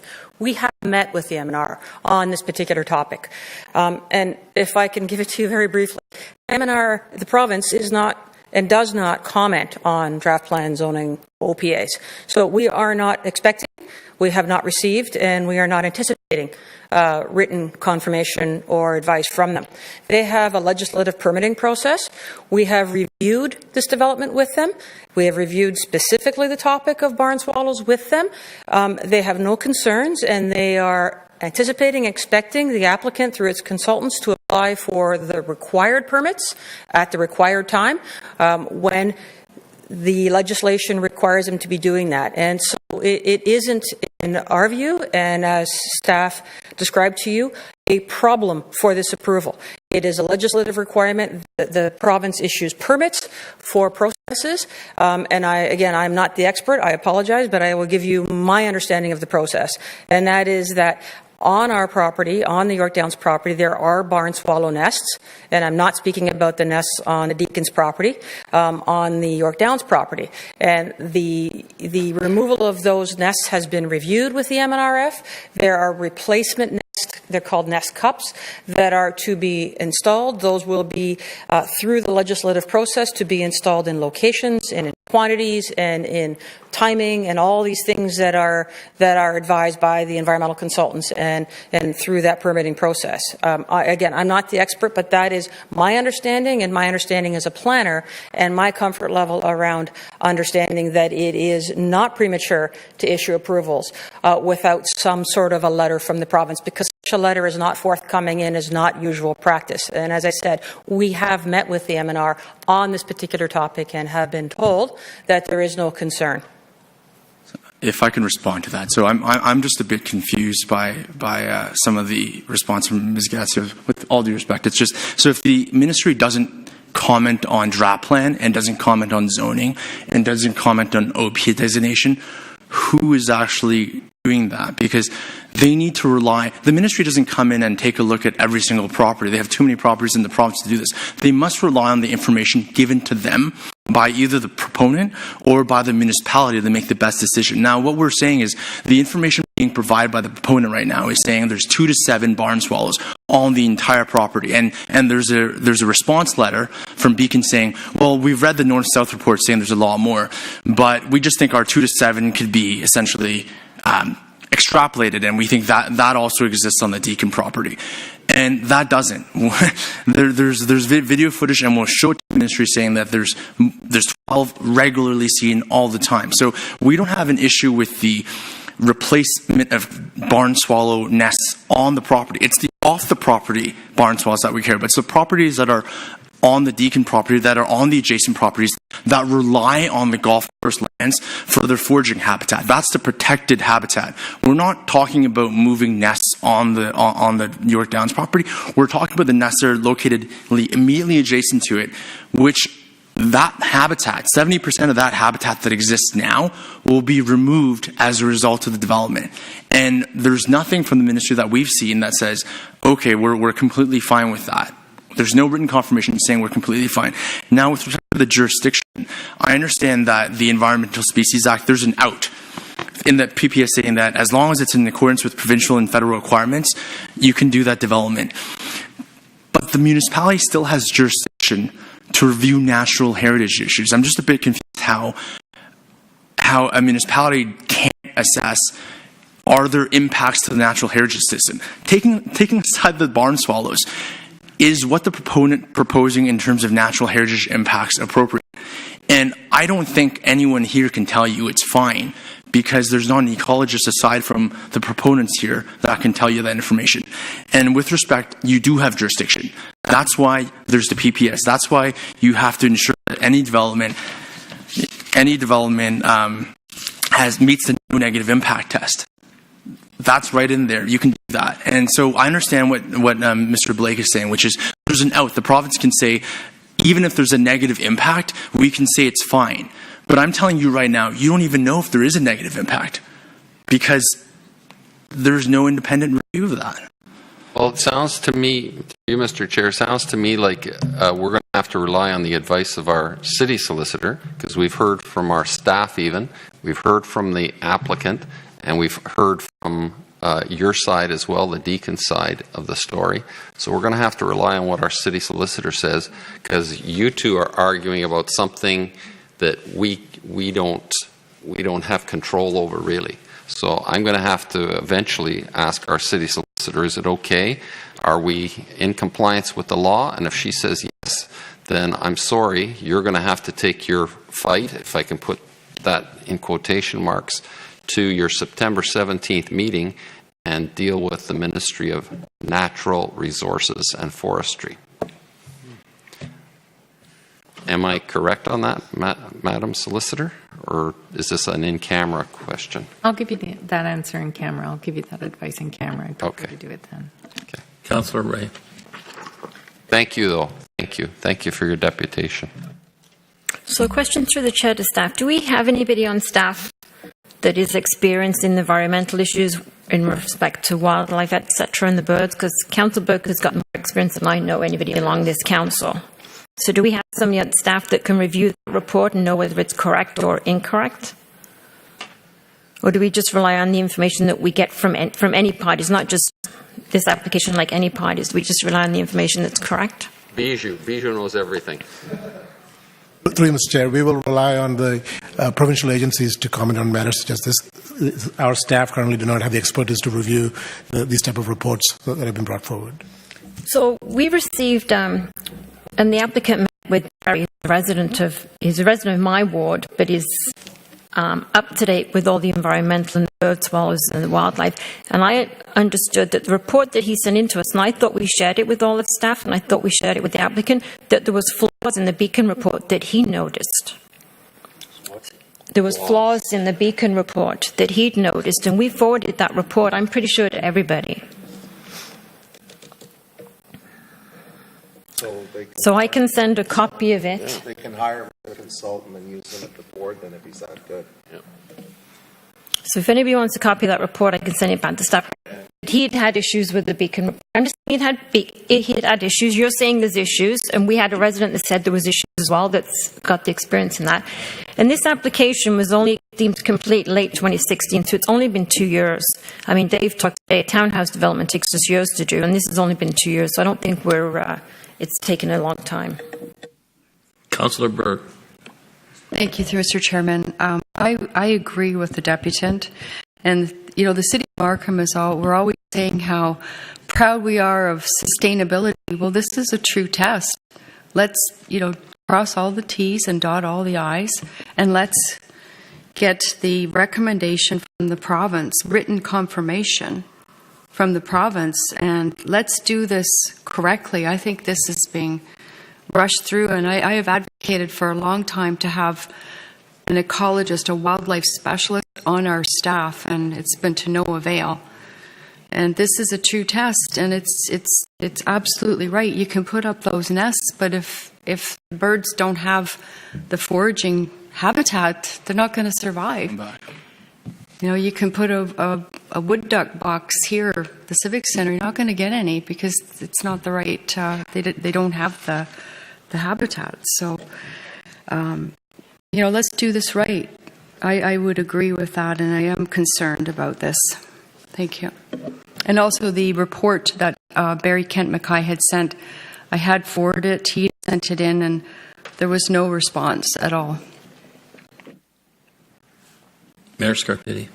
Mr. Chair, and I appreciate all the comments, and I think we have asked staff to address this issue, and we've been pretty clear about where the advice and who has the authority to do it. There's a lot of consultants out there, and I would just say if there's flaws in someone else's report, then I guess there's parties out here that could hire the person that found those flaws and see how they do in front of the Ontario Municipal Board. People may not appreciate this, but I actually think we should ask York Downs to build another bridge. Because I happen to be at a golf tournament, I don't golf that much, but I happen to be at a golf tournament about a month or so ago. And I wish I'd taken the picture. We were told to get moving, so we had to speed it up a little bit. But I wish I'd taken the picture. But under the bridge at Major Mackenzie, no cups, no vegetation being used by the barn swallows. There must have been 20 nests under the bridge that the barn swallows use to Major Mac and Kennedy Road. So the bridge just west of Kennedy Road, when you pass underneath, barn swallows come in and out of there like you wouldn't believe. So again, I think the proponent has said how they're going to handle it. I don't believe the landowners' representatives would make up a story that they've been in to see the M&R. They've shared with them their plan. Ultimately, M&R at some point will step in because they have the jurisdiction on this particular issue. And I guess if you have a meeting next week, maybe you'll be told the same thing. And I guess, I don't know, and we'll wait and see what you get told. But at the end of the day, these plans will be submitted, they'll be reviewed, and if there's consultants that disagree with it, I guess they're available, Mr. Chair, to be hired, and they can go and make their case either to M&R or to whoever else. But anyways, I just wanted to let you know notionally, and there's lots of space up there, by the way, for barn swallows to choose to build their nests elsewhere. There's lots of vegetation, but there were about at least 20 that had built nests right under that bridge, and were flying in and out of there. And I'm just, it's too bad I didn't take the picture. But I think we should leave it to the process that staff have recommended. And I think, again, when we step into someone else's jurisdiction, you talk about due process. I'm not sure we're doing due process if we are stepping into someone's jurisdiction where they have the authority, they have the expertise, and ultimately they're the ones that can come up with the conditions that you're expecting us to come up with because of that expertise and because of the authority that they have under the Act. So just leave it at that, Mr. Chair, and I appreciate, and I would just say, you wouldn't have the luxury of seeing the in camera, and so I would just say that staff has taken various positions on different items related to this application. So while the public report says to receive the update, there are other recommendations that we're dealing with in the in camera report. Okay, thank you. No more questions. Thank you very much. I'm going to say that we take a 12-minute break and come back at, is that 3? 3:35. 3:35. 7 minutes. 3:35, I said. 12 minutes. 12-minute break. I was 1 at 7.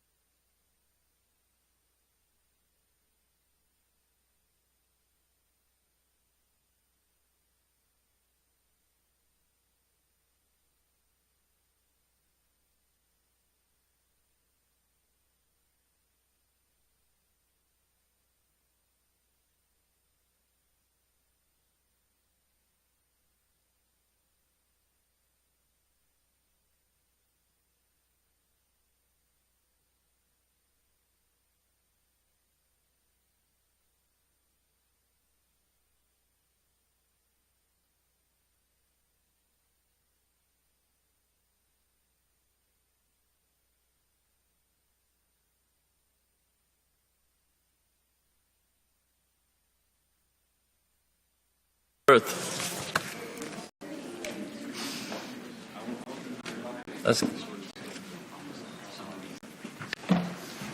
Has my 3 minutes started? I should start talking? Got to get 7 here before I can talk. Oh, there's 7 now. You got 5 minutes. You don't have 3. John. John Buckworth. Okay. Welcome, John. 5 minutes, John. You don't get it's 5. Good afternoon, Mr. Chairman, Mr. Mayor, members of the Council. It's been some years since I last addressed a meeting of the Council. In fact, Don Cousins was still the Mayor at the time. And I'm comforted to see there are at least 2 or 3 people from that here still there.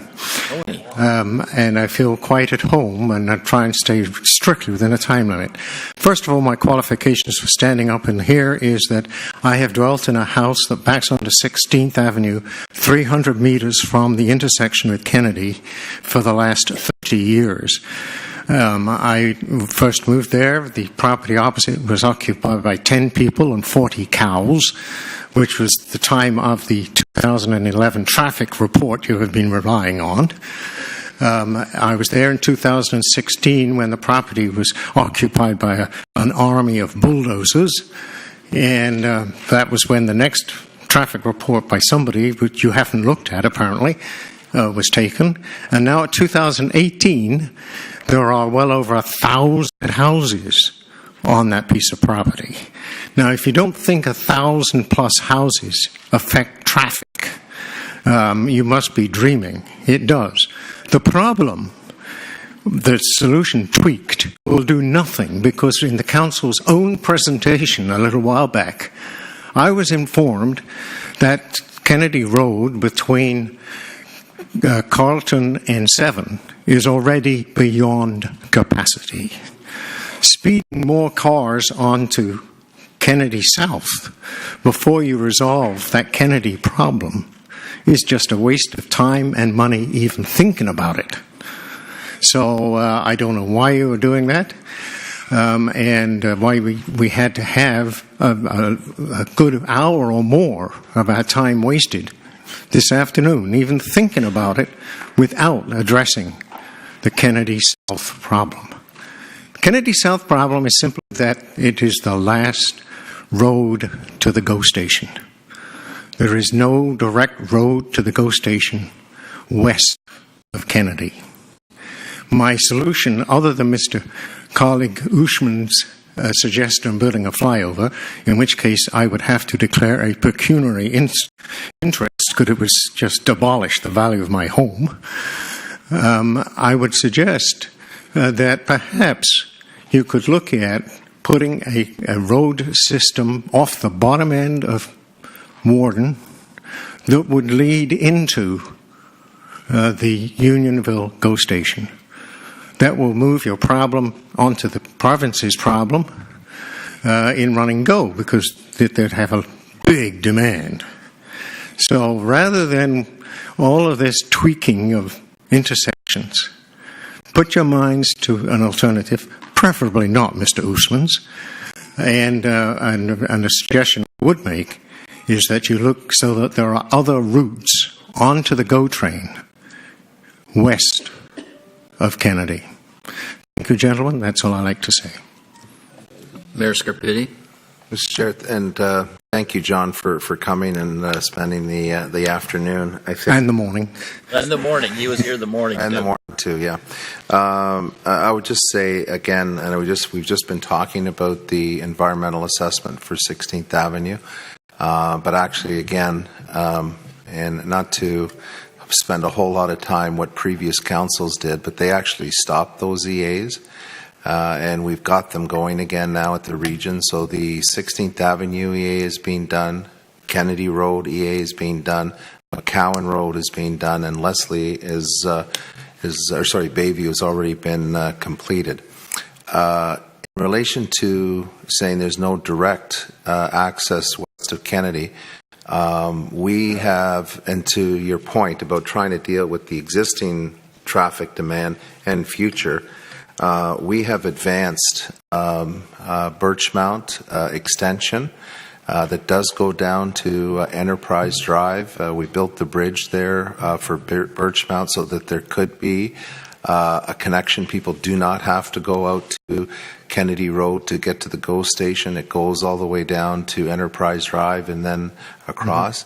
And most recently, about 4 months ago, we opened up Verdale Bridge. Again, another opportunity for people that are somewhere in between Warden and Kennedy to find their way down that way down to Enterprise Drive, access Enterprise, and then get to the GO station. That being said, it's still an issue, but I just wanted to also highlight the fact this council and the previous councils have actually advanced some of the road construction, even though in that particular area the people have not really moved in yet. What you're seeing with the buildings that are going up are just the tip of the iceberg in terms of Markham Centre. But we did it to advance better connectivity for Markham Centre, but better connectivity actually for the existing residents, to your point, so that they would have other ways to access some of those places that they're trying to get to. Since you, I only reply that I guess it was a regional representation I attended then on the widening of Kennedy.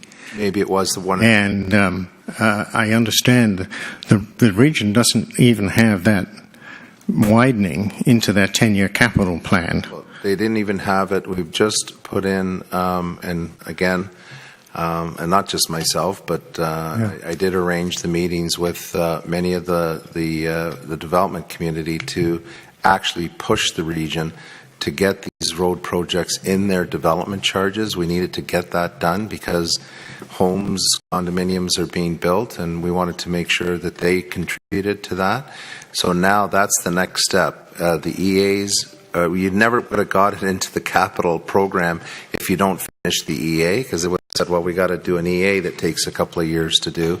So we've got that started. We've got them included in the development charge. And I was even proposing, I'm one for holding the line on taxes, but I was even proposing that a portion of our tax increase at the region be dedicated to those road infrastructures, because we need them. We need them as soon as possible. So we'll wait and see. We're going to keep pushing to get them in the 10-year capital program now that the EEAs are nearing, they're underway and they'll be nearing completion, and getting those projects in. And of course, the provincial government, while they haven't definitively said what they're doing, have indicated in a pretty strong way that they will be taking over subways and heavy rail in the GTA. That if that happens, which would be a good thing, I think that's where it belongs. I think that will then open up opportunities for us to advance some of that, because our own financial obligation towards the contribution of subway would not be there. So, thank you, sir. Yeah. But I thank you for the comments, because there were good ones. Councillor Hamilton might have a question to you, John. Yes. Councillor from my own ward, and I kind of cut him. I'm sorry, Don. No problem. No problem. I just wondered, so are you in support then of the road widenings that the mayor is mentioning? Well, no. I mean, obviously I have a self-interest in that regard, okay, as it relates to the portion of 16th right behind my back fence. Yes.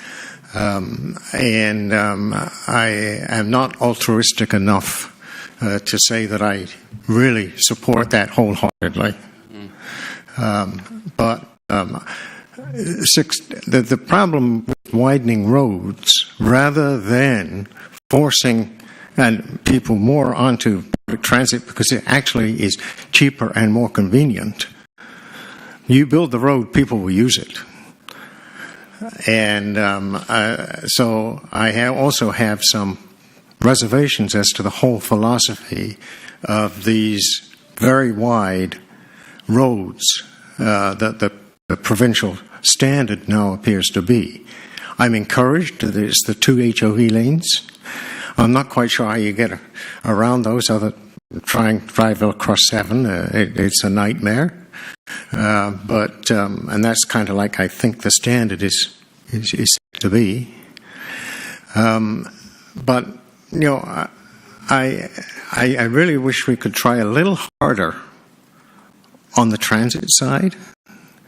I think there's now a bus across Burr Oak, am I right? Which is a start. You know, I have suggested, for example, to Peter, and I don't know anybody else, that on that there is a GO bus that goes from Richmond Hill to the airport. They've extended that route out to Hamilton. Now, wouldn't it be sense to just extend that route a little bit further to Unionville, so that people could go pick up a bus to the airport from Unionville, GO station? It's a lot bigger extension they made to Hamilton than just the little extension to Unionville. So I wonder if people are really, as Mr. Usman encouraged you, trying to think outside the box on the transit issue as such, as a focus. I'm sorry, Mr. Chairman, I did promise to only be 3 minutes. But they're asking you questions, John. Okay. You were answered such a good time before. Scarpitti has another one now. Yeah, no, it's really just a quick comment, because you've said it, and again, maybe through another meeting at URA or somewhere else, there's no doubt this council has been and continues to be strong advocates for public transit, and we've tried to put the vast majority of that density close to the rapid transit that's being built. And yes, we need transit throughout to feed those lines, and we've also had this discussion. I think we're around the corner from technology that's going to advance better utilization of transit and roads with autonomous vehicles, and to be able to have some flexibility as to where those vehicles go on any given day, because we've noticed even there can be a change in pattern from one day of the week to the next, depending on a lot of things. But I will say this, I've heard this comment now several times, well, you know, you widen the roads and there's going to be more cars on them. That's why we widen the roads. Half of Unionville would not be there today if we had left 16th Avenue a single lane road. So yes, you're right. Roads get widened and cars go on them. That's why you widen the roads. You don't widen the roads so the cars won't use them. Until we do get, and we are advocating, we're going to get 15-minute service going into Unionville because of, again, the density around there. As you know, we're pushing for Young Subway to be pushed at the west end for Thornhill, and our own Viva Transit investment. But I can tell you, this notion, don't widen the roads, is going to improve transit. As I said, half of Unionville, the people live, Normandale, would not have been there today if 16th Avenue was still a single lane road. Excuse me, I lived there at the time, and Normandale was already built when it was a single lane road, because that bridge was widened after I bought my home. I guess so I'm sorry to contradict you, but in the interest of accuracy, I think I should. Just say that without the widening of 16th Avenue, the communities that have been built up, the people that live in those communities, would be struggling as difficult as it might be today. If 16th Avenue was still a single lane road, you can imagine what would have happened. May I just make, I'm sorry, Mr. Chair, may I through you make just one little comment on this kind of topic? And that is, during the presentation by the developer, there was this monitoring of traffic to decide whether road changes needed to make, i.e., we wait until we've got a problem before we solve it. And since most of the data develops very rapidly, I suggest that advanced planning might alleviate the problem before it arises. It's just a comment on the process that I understood is the monitoring. They're going to monitor, and when we got a problem, oh my God, we got a problem. I couldn't have foreseen that because gee, last time I looked at that was a single lane road 30 years ago. So let's get the horse before the cart, if I may. Okay. Use a transportation analogy. Thank you, sir. Stand down. Councillor Hoosman. Thank you, Mr. Chair.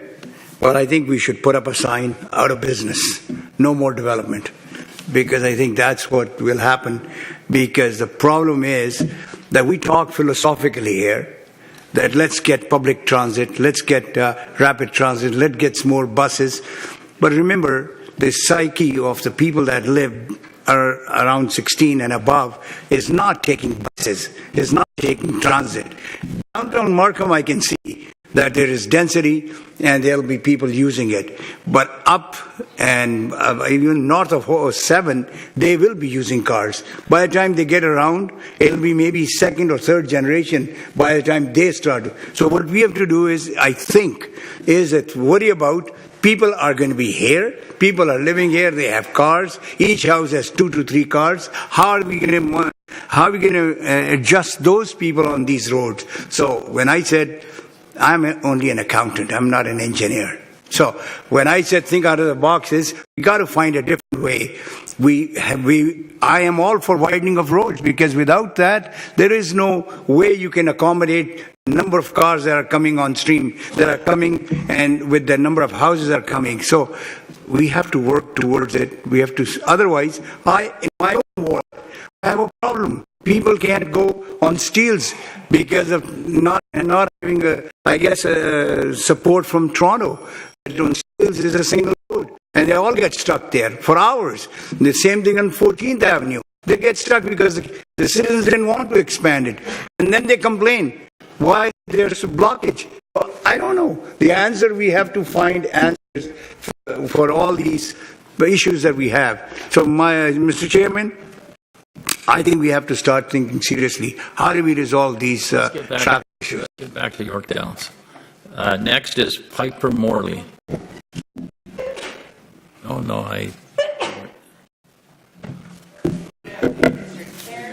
Just a minute.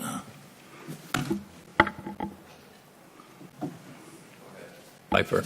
Great. Thank you. Good afternoon, Mr. Chair and members of Council, and thank you so much again for the opportunity to speak. My name is Piper Morley, and I'm legal counsel on behalf of the Normandale Community Residents Association, or NCRA. I just wanted to start with a couple of clarifications, and my colleague did refer to a few of these items, but just to really hammer it home, October 1st is a pre-hearing conference. It is not a hearing. What happens at pre-hearing conferences is that you set issues, and they're stated in a neutral manner. Does this proposal conform to the PPS 2014? Does it conform to the Growth Plan 2017? These can be stated in a neutral manner. There is no reason to take a stance at this time. You can take a stance essentially at any time prior to the actual hearing of this matter, which, as I stated at the last DSC, could be well into 2019 or even 2020 at this point. The other thing that I wanted to start off with is the fact that this is an information report. Information report that was provided publicly does not indicate in any way, shape, or form that a decision will be made on this application today. There is nothing in it that would indicate that.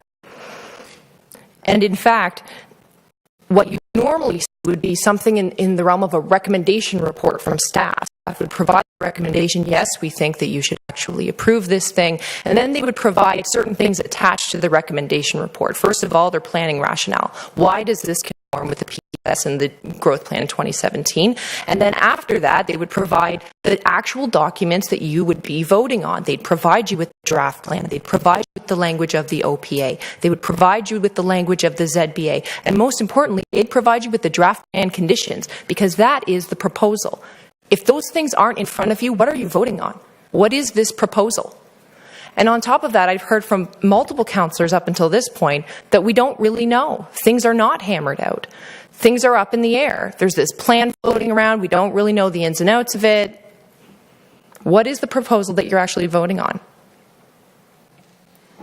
So I provided a letter late last week, and I hope that you've had a chance to review the letter, and most importantly, Schedule A, which is the attachment to the letter, which I'm going to refer to as the traffic triggers. As you may recall at the June DSC committee meeting, I raised concerns on behalf of my clients with respect to a few major issues, including Block 19, which is the commercial mixed-use block, Block 20, which is the condo that's near 16, and most importantly, the traffic concerns for the surrounding area. In June, I advised you that NCRA was taking traffic issues around this development extremely seriously. It had been the residents' experience for some time that accessing 16th from Normandale is extraordinarily difficult, and in fact, this was corroborated by the proponent's own consultants. We advised the DSC in June that Normandale retained lead consulting to consider the issues that are raised in the proponent's own traffic studies from 2016 2018 to come up with potential solutions. In other words, my clients put their money where their mouth is. These are not NIMBYs, these are concerned residents. They're looking for a solution to an extraordinarily difficult problem. I often retain lead consulting on behalf of municipalities and developers, and lead consulting is highly respected in the area of traffic engineering and traffic planning. The instructions that you provided staff at the in-camera session, at the last session, were to work with the developer and the community to deal with the major outstanding issues. I can advise you that my client does not feel like their issues were taken seriously. We provided the proponent with the lead traffic triggers over a month ago. We did not receive a response on the traffic triggers, and only last week we received the DSC report, and it indicated that, in fact, staff was supportive of some form of phasing based on the traffic triggers in the form of a transportation phasing plan. There is almost no information in the report provided. It does seem to indicate that Phase 1 has somehow increased from 550 units to 1,099 units, but other than that, there is very little information about what concrete and measurable steps need to be taken before each phase of development should proceed, and that is really what you would expect to see in a development of this size going before a council. My clients have not been engaged on the phasing nor the triggers with respect to traffic. We are disappointed that at this stage they do not know any of the content of the transportation phasing plan. In any event, from our perspective, there are a few main aspects that need to be taken into consideration on any phasing plan. We are not expecting that this development will somehow fix the traffic. Sorry, Piper. Those problems are pre-existing and pervasive. We've been discussing them all day.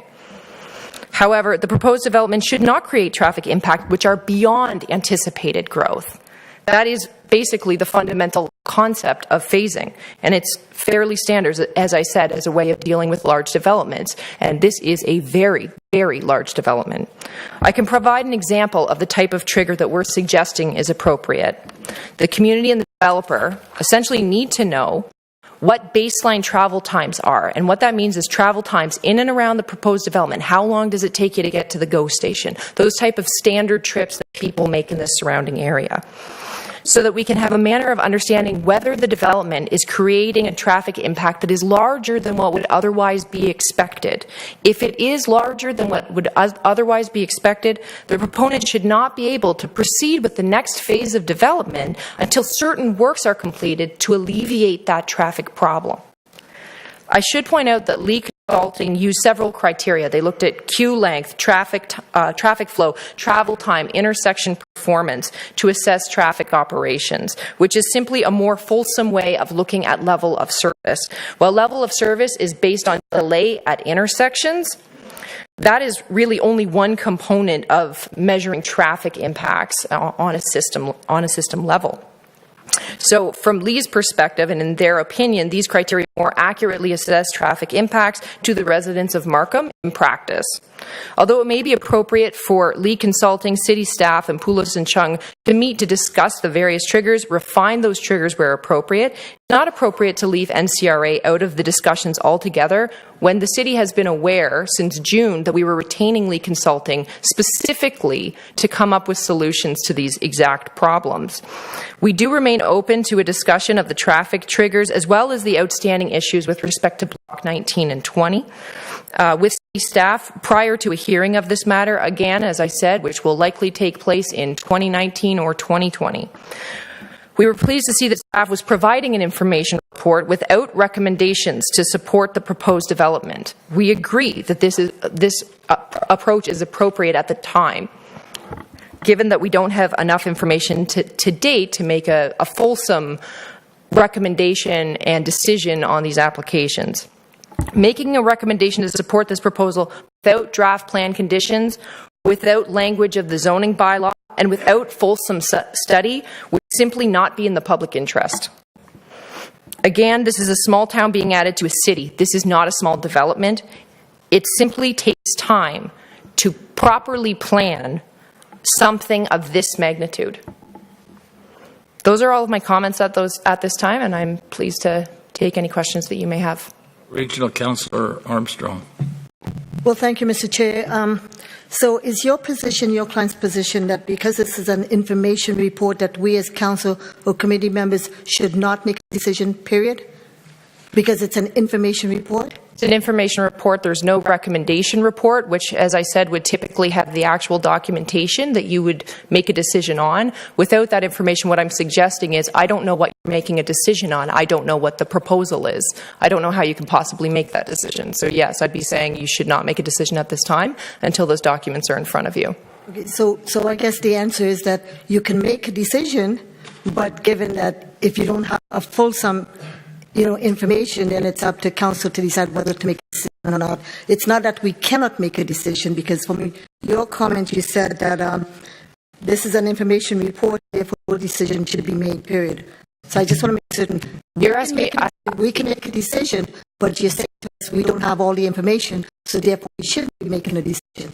That's what I'm saying you should not be making a decision. I'm not giving you legal advice that you cannot legally make a decision. You can go ahead and do so. What I'm saying is that typically people want to see the actual documentation that they're making the decision on prior to doing so. Right. Now, in our report, we have an outline of the times and the issues that have been addressed by the parties. Excuse me, when I say parties, I mean the stakeholders, the applicant, your client as well. And then on page 145, it has an appendix B, and it speaks to summary public comments. It goes by issues, and then it continues with the stakeholders group, a list of things. And we as committee members, we have been working with the applicant, with staff, with your client as well, with the Union Bill subcommittee. We've had a whole, and it's all outlined here. That's information that we have. So it's not that we don't have information. You want us to have up-to-date information on certain things. So your position is not to make any decision until we get further up-to-date information. When that comes, the information we have will be still dated. So we keep going in this cycle. Comments on that, please? Yes.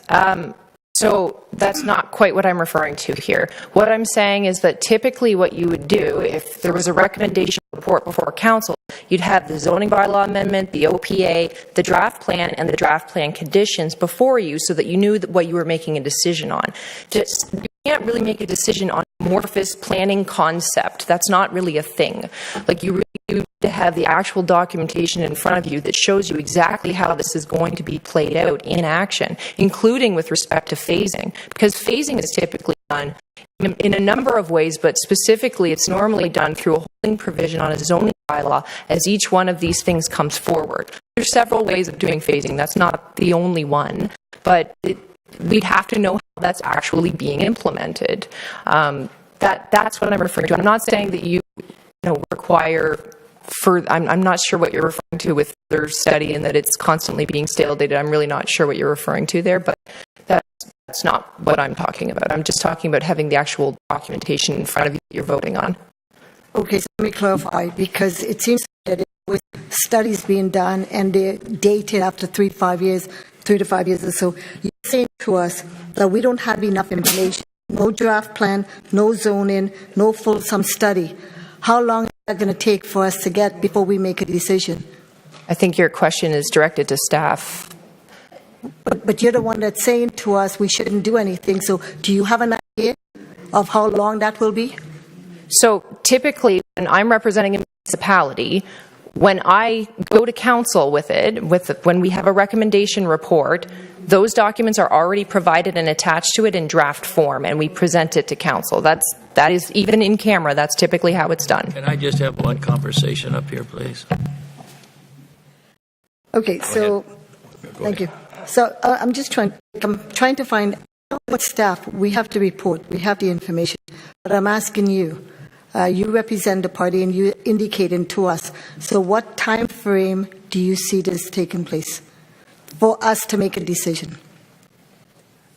It really is anytime after you're actually provided those documents, you can make your decision. But specifically from our perspective, I will say that with respect to the transportation phasing plan, I don't know what you've received in that respect, and we haven't received anything at all. So we'd be asking you not to make a decision on it based on that alone. Like the public really wasn't consulted in the way that you directed staff to consult when we suddenly find out that there is in fact a transportation phasing plan, and yet nobody has received it, despite the fact that we were very much a part of this process. We very much made it clear that this was our issue, and we also made it clear that we were retaining experts. I can't give you a timeline because that really is your own staff's timeline in terms of how quickly they can create those documents. But like I said before, there's no reason why it needs to be October 1st. I've been at lots of pre-hearing conferences. In fact, there are sometimes pre-hearing conferences for condominiums in Toronto, one condominium, and I'll be at the 5th pre-hearing conference for that matter. So it is not unusual to have 2, 3, 4 pre-hearing conferences, and for something of this size, that's exactly what you'd expect to see. Well, thank you. Okay. Councillor Hamilton? Okay, now maybe I'm under some misinformation, or maybe I'm misguided here, and I don't want to give anything away that's in camera, but I think everything that you've just mentioned we are going to be looking at in camera today.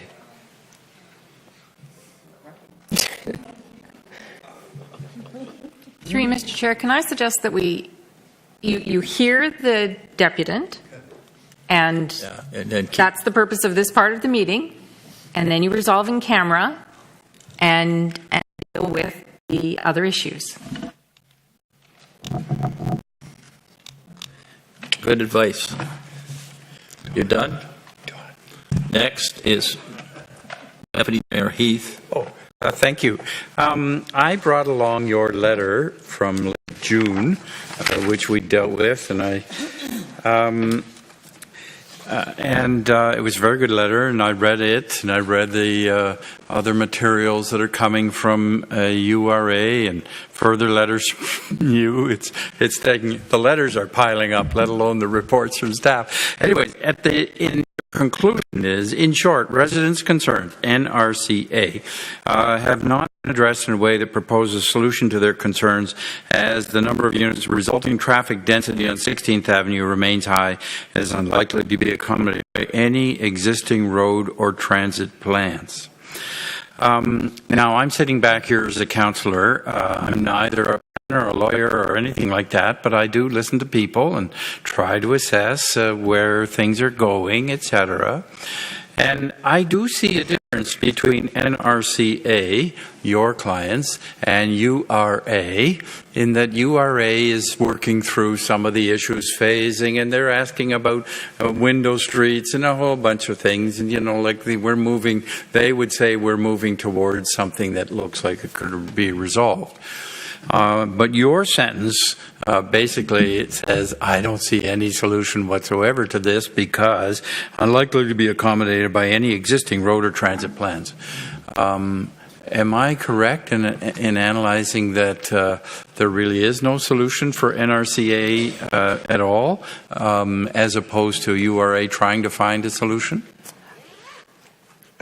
So, I'm assuming that you also have the letter that I sent you last week in front of you. Yes, I read it, but I didn't bring it. I thought I brought it down. It was the previous one I wrote. Okay. So the letter that I provided last week actually provides in Schedule A full list of traffic triggers. So it basically sets out, based on the report that had been provided by Poulos and Chung, which suggested certain levels of phasing, we then attach those things to measurable traffic triggers. So once you've studied travel flows for right now, we make sure that it's not above anticipated growth, and once we're in with that, then you move on and you can continue on to the next phase. And it's set out based on the 3 stages that were provided in that Poulos and Chung report.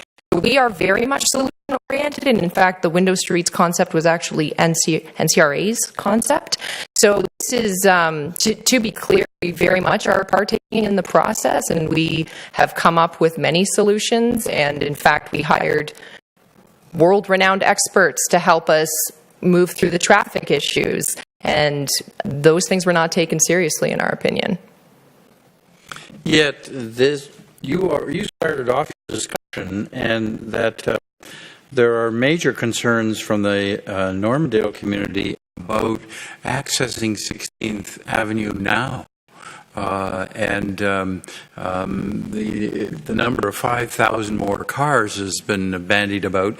And when this development is complete, it's hard to believe that any solution is going to improve the Normandale access to 16th Avenue. Any phasing, anything is going to result in say, oh, it's getting better. I just find it difficult to believe that the Normandale people are going to say, yes, this, it's going to get better. We are under no illusions that traffic in the city of Markham is going to get better anytime soon. It is a pervasive and terrible problem. Driving here today was pretty much ridiculous. But what they can try to do is try to stage development in a way that doesn't create a horrific problem for residents, if I may. They understand that this is an issue, that this is a pre-existing issue. I said that in my deputation at the very beginning, and I also said in my letters to you, this is something that they acknowledge is a current issue. And how we deal with that now on a go-forward basis as we have massive amounts of development occurring in Markham, in the surrounding area, and in the future urban area north here. That's really what matters. It's how we deal with it going forward. I'm not saying that there's going to be a solution. I'm not saying this developer can fix this. They can't. All we can try to do is make sure that they don't contribute in a way that becomes unsustainable for people that are just trying to leave their homes and get to the GO train station. That's our concern. Well, thank you, and that was a good answer. I do want to congratulate you on a meeting that you drove here. We had actually a meeting last week when I said everybody in the audience drove, and actually the applicant said I took the transit here for an evening meeting at 7 p.m. from, again, Yonge and Eglinton area. And I first of all, I'm not 100% sure I still believe him, but nevertheless, congratulations. Thank you. Councillor Ray. Thank you. So, through the chair, so we've never contacted you since you first appeared in June, the city staff? So there were several meetings, and those are without prejudice meetings. I can't get into the content of those meetings, but I can say at least that my clients left, at least on the traffic front, fairly disappointed that there hadn't been much discussion or analysis about the traffic triggers that we provided. I also provided those to staff in advance of the meeting. And there's not been much movement on that front and no serious consideration. And realistically, we just want to be part of the process. We just want to make sure that this is being done in a way that really does take into account the residents' view of it. And, Poulos and Chung is a great firm. I retain them myself, but it's always better to have, frankly, a peer review of traffic studies. That's just what's typically done on any proposal, let alone one of this magnitude. So having two, well-regarded firms looking at this and making a determination on what's the actual best way to phase this so that it doesn't create terrible impacts, that's, in my opinion, there's nothing wrong with that. That's a good thing. Okay, so through the chair to staff, you have comments? Because residents feel like they've been ignored with the traffic. Ryan? Through you, Chair, I have not actually reviewed that letter. We'll look at it and then get back to you. So is the report from Lee Consulting, that was given before the letter we received? The study that Lee Consulting did, that was given to staff a while ago? So what I did was I actually shortened it down just to, based on a report that they provided to us, I just created traffic triggers out of that. So basically took their recommendations and put it into a separate document. I provided that to staff prior to a meeting. What was the date of the meeting, Dennis? The 29th? I think it was the first meeting. They had it for the first meeting. August 21 and 29. So it would have been prior to one of those two meetings. About 2-3 weeks ago. You done? Yeah, I think with this magnitude, I think if we were given something 3 weeks ago, I haven't read your email because I just got it today I just looked at it today. But I think if we were given something 3 weeks ago from a consulting, I think that we should have read that and maybe looked at it and maybe come so we have some answers. Mayor Scarpitti. I think I'll just make a comment, Mr. Chair, because others have addressed different topics in that there are two reports on today's agenda. There's the public report and there's the report in camera. And certainly the one in camera is a lot more extensive. I'll just leave it at that. Okay, next is Richard Dusum. We already gave you 45 minutes. You couldn't have anything more to say. Richard. If I may respond to Councillor Deputy Mayor Heath's comments, he's characterising the URA position one way and NCRA position the other. There is no difference. The difference is only one of style, not of content.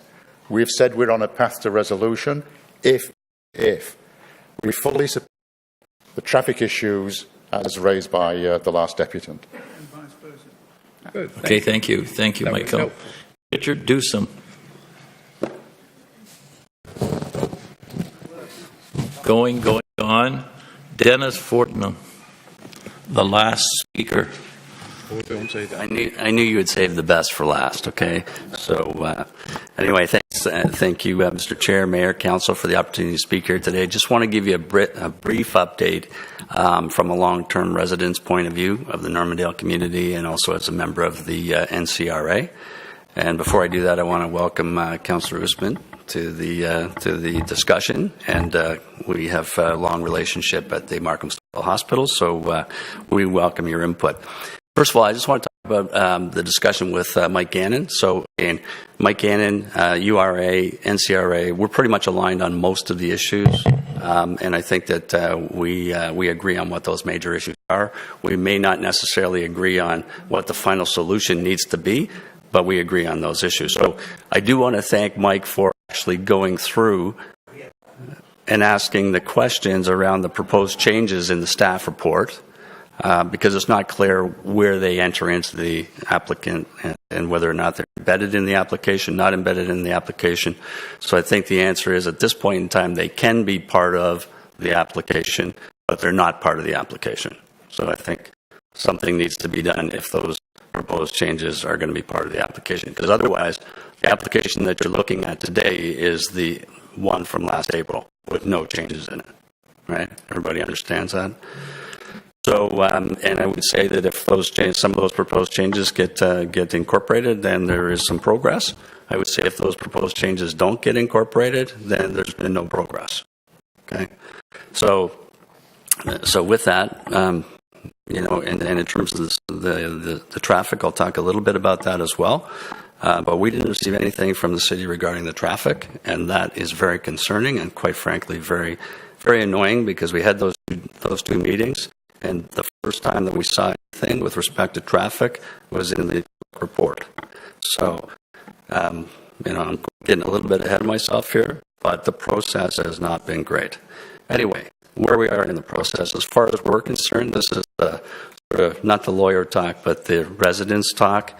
I mean, the issues are still there. Density, red block, high-rise condos, and traffic. Okay?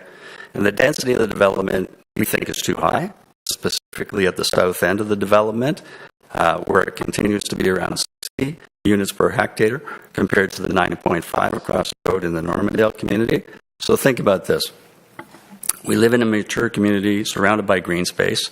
We got the golf course to the north, which will soon be gone, along with 4,000 mature trees and much of the wildlife, to be replaced by high-rise condos, retail, increased noise pollution, increased air pollution, increased light pollution, soon to be followed by the widening of 16th into our backyards.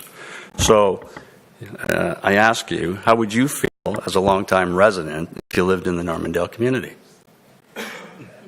So Another question, why do we need 15-story condominium buildings in this location? There are no other condominiums on... In the proposal, I think. I know. No, that's why I'm asking. Why do we need it? There are no other condominiums on 16th Avenue from 9th line to 404. Yeah. Why do we want to put them here in the middle of a mature neighborhood? I don't get it. Okay. Why do we need the red block? Why do we need 120,000 square feet of retail and commercial in this location? It's out of place, right? Next to a mature neighborhood, and the size and the scope is unprecedented. Where do you see 120,000 square feet in the middle of a subdivision, right? And again, just for the record, when the developer says that it's 40,000 square feet, that's 40,000 square feet of retail on the bottom floor, which is really 120,000 square feet of. And if you want to put that in perspective, their plaza at Major Mac and Kennedy is about 40,000 square feet, right? So it'll be 3 times as big as that plaza, which is at the corner of a major intersection. The condos and the red block in this location are totally inconsistent with the adjacent neighborhoods. They're totally inconsistent with anything else along 16th. And they're totally inconsistent with the city's own plan to put this type of density and mixed-use retail and commercial near the transit corridors. So my point is, put this density where it belongs, not around existing neighborhoods. And the other point is, if you allow this to happen, you're setting a dangerous precedent. You have a plan. You need to stick to the plan, or you might as well not have a plan. Our position on the condos and the red block have been clear since the beginning, right? We said, move them or reduce them. Right? Move it. What was the other? Move them? Move it or reduce it. Okay? We initially said move it. We've now moved to move it or reduce it. Okay? So that we can, at least find a compromise. So again, we believe the condos should be moved further back, perhaps to the other side of the Greenway and closer to Kennedy Road, where the transit is better and more direct. Alternatively, bring them back to the mid-rise condos of 4 to 6 stories that was included in the November 2017 application. The retail and commercial, it doesn't belong on 16th and should be relocated to Kennedy Road, where there's better transit and existing retail and commercial. And as an alternative, we said, listen, if you need it, if you got to have it on 16th, right, then make it the same size and look and feel as your plaza at Major Mac and Kennedy Road.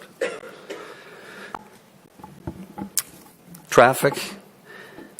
We heard a lot about traffic, but I'm going to give you a little bit of a layman's view of traffic. Maybe not so much layman's, but it's a huge issue for Markham. Everybody recognizes that. But for the Normandale community, we're landlocked. We don't have any way to get out other than onto 16th. That's it, right?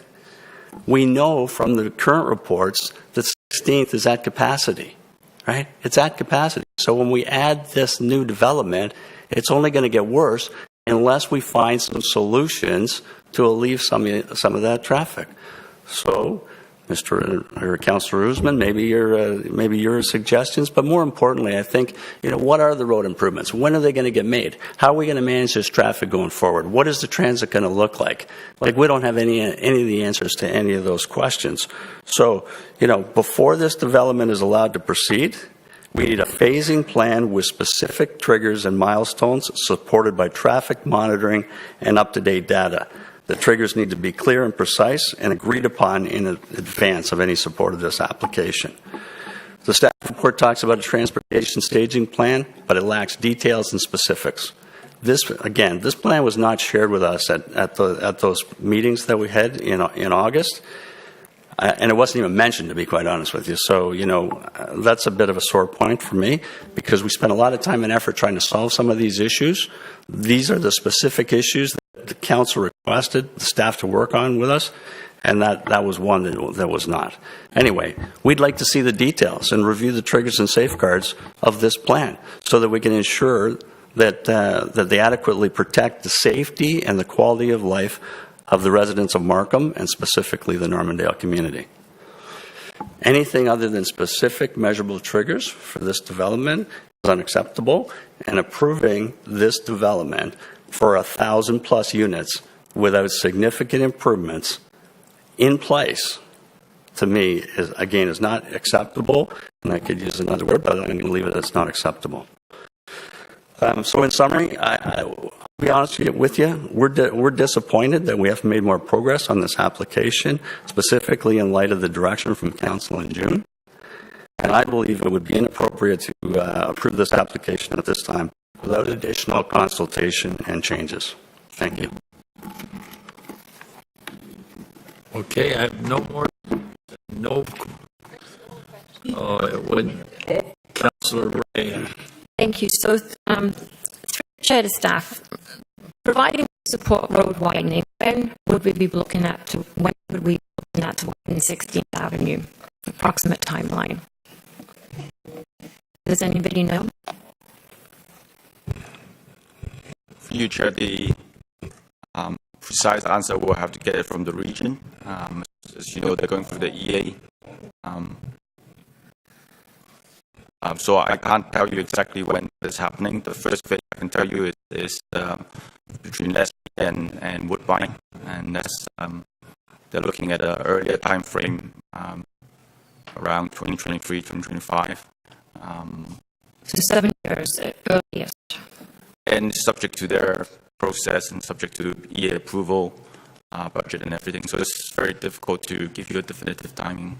Okay, so the second question through the chair, maybe if we were to approve the development as proposed, hypothetically, when would they put a shovel in the ground?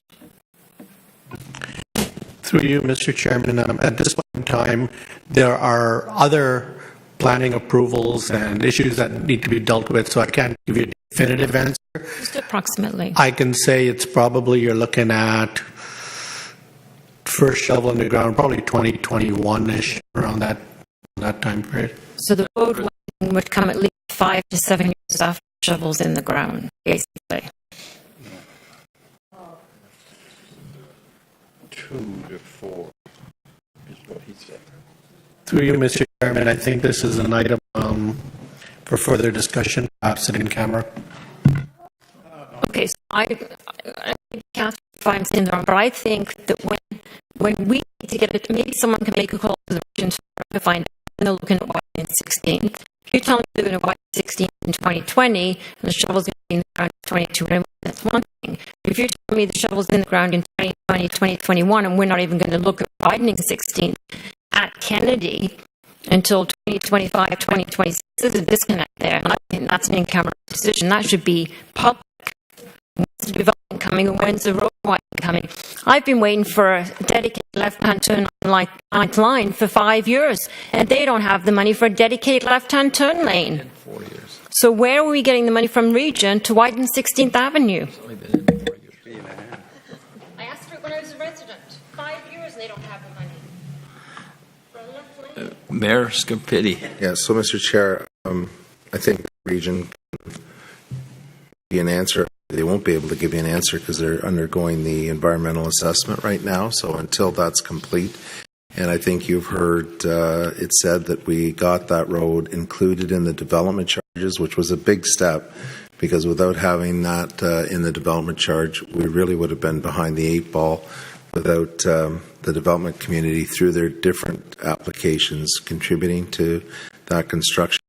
I don't think the Commissioner was trying to avoid your question. I told you that there's been a fair bit of discussion with the applicants over the last couple of days. We'd like to update you on that, and then I think you'll have a clearer picture as it relates to the particular application. But I think to notionally say when's the region going to do a widening of 16th, that answer is probably not one we're going to be happy with, because it deals with a process that they have to go through, and that we have to wait for part of that process. However, let us update you, and then you might have some more comments in camera. Deputy Mayor Heath. On the matter, and I think the mayor gave a good answer a few minutes ago. I think there's a process that will happen. The region does want to do what that has been discussed, that is a widening. I know that Councillor Burke is not going to like me, and where's Elizabeth? She's not going to like me either. But we had a vote at the region, and I certainly believe in this instance that we should be widening for traffic. That we should be, if we're going to widen the road, that the amount of HOV transit usage will be minimal, but there is no widening for traffic being planned. It's just for HOV transit.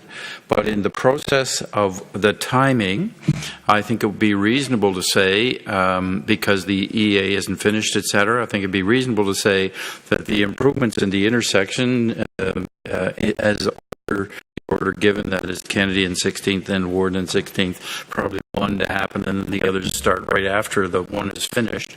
That could start within a couple of years. And so it could match the building or the first phase, depending on the numbers we're talking about. And as to the widening, it's probably reasonable what Brian said, 23 to 25, 24. The region does want to advance these kinds of things. We had a lengthy discussion. The mayor explained it well as to bringing it in under the DC bylaw so that the money will be there for that purpose. Exactly what we're doing the widening for is a matter that may come up again. And the issues raised about the capacity of the road without adding more for traffic is something that has to be looked at very carefully. So the answer is there. I don't want to blame staff. It's not fully resolved. The region is moving towards resolving it. Thank you. Okay. Thank you, Dennis. There's no more. I guess the next step is... It's not so much a question of Dennis, and if staff can't talk about this, there was a comparison of the retail to the retail up at Angus Glen, and a reference that the retail is 40,000 square feet, and then you somehow equated that to 120,000 square feet. I just want to make sure I'm understanding the point. I just want to make sure. I think that, in most of the staff reports, they talk about restricting the retail, blah, blah, blah, and certain uses to 3,700 square meters, which is 4,000 square feet or approximately. But in reality, that doesn't include office space or any of those other uses. So the applicant has come back and said that's really up to 120,000 square feet, which is 3 times approximately the size of the Angus Glen. Well, isn't Angus Glen 40,000 retail and there's office on top? No. They can answer the question better than me. What is it, 40 in total? 40 altogether. So it's 40 altogether. So then that's what I want to make sure we're comparing apples to. Yeah, and like I said, if you had a 1 story on the front half and 2 stories on the back half and the offices on the top and it had that look and feel, that's something we could take back to our members. Okay? 32, okay.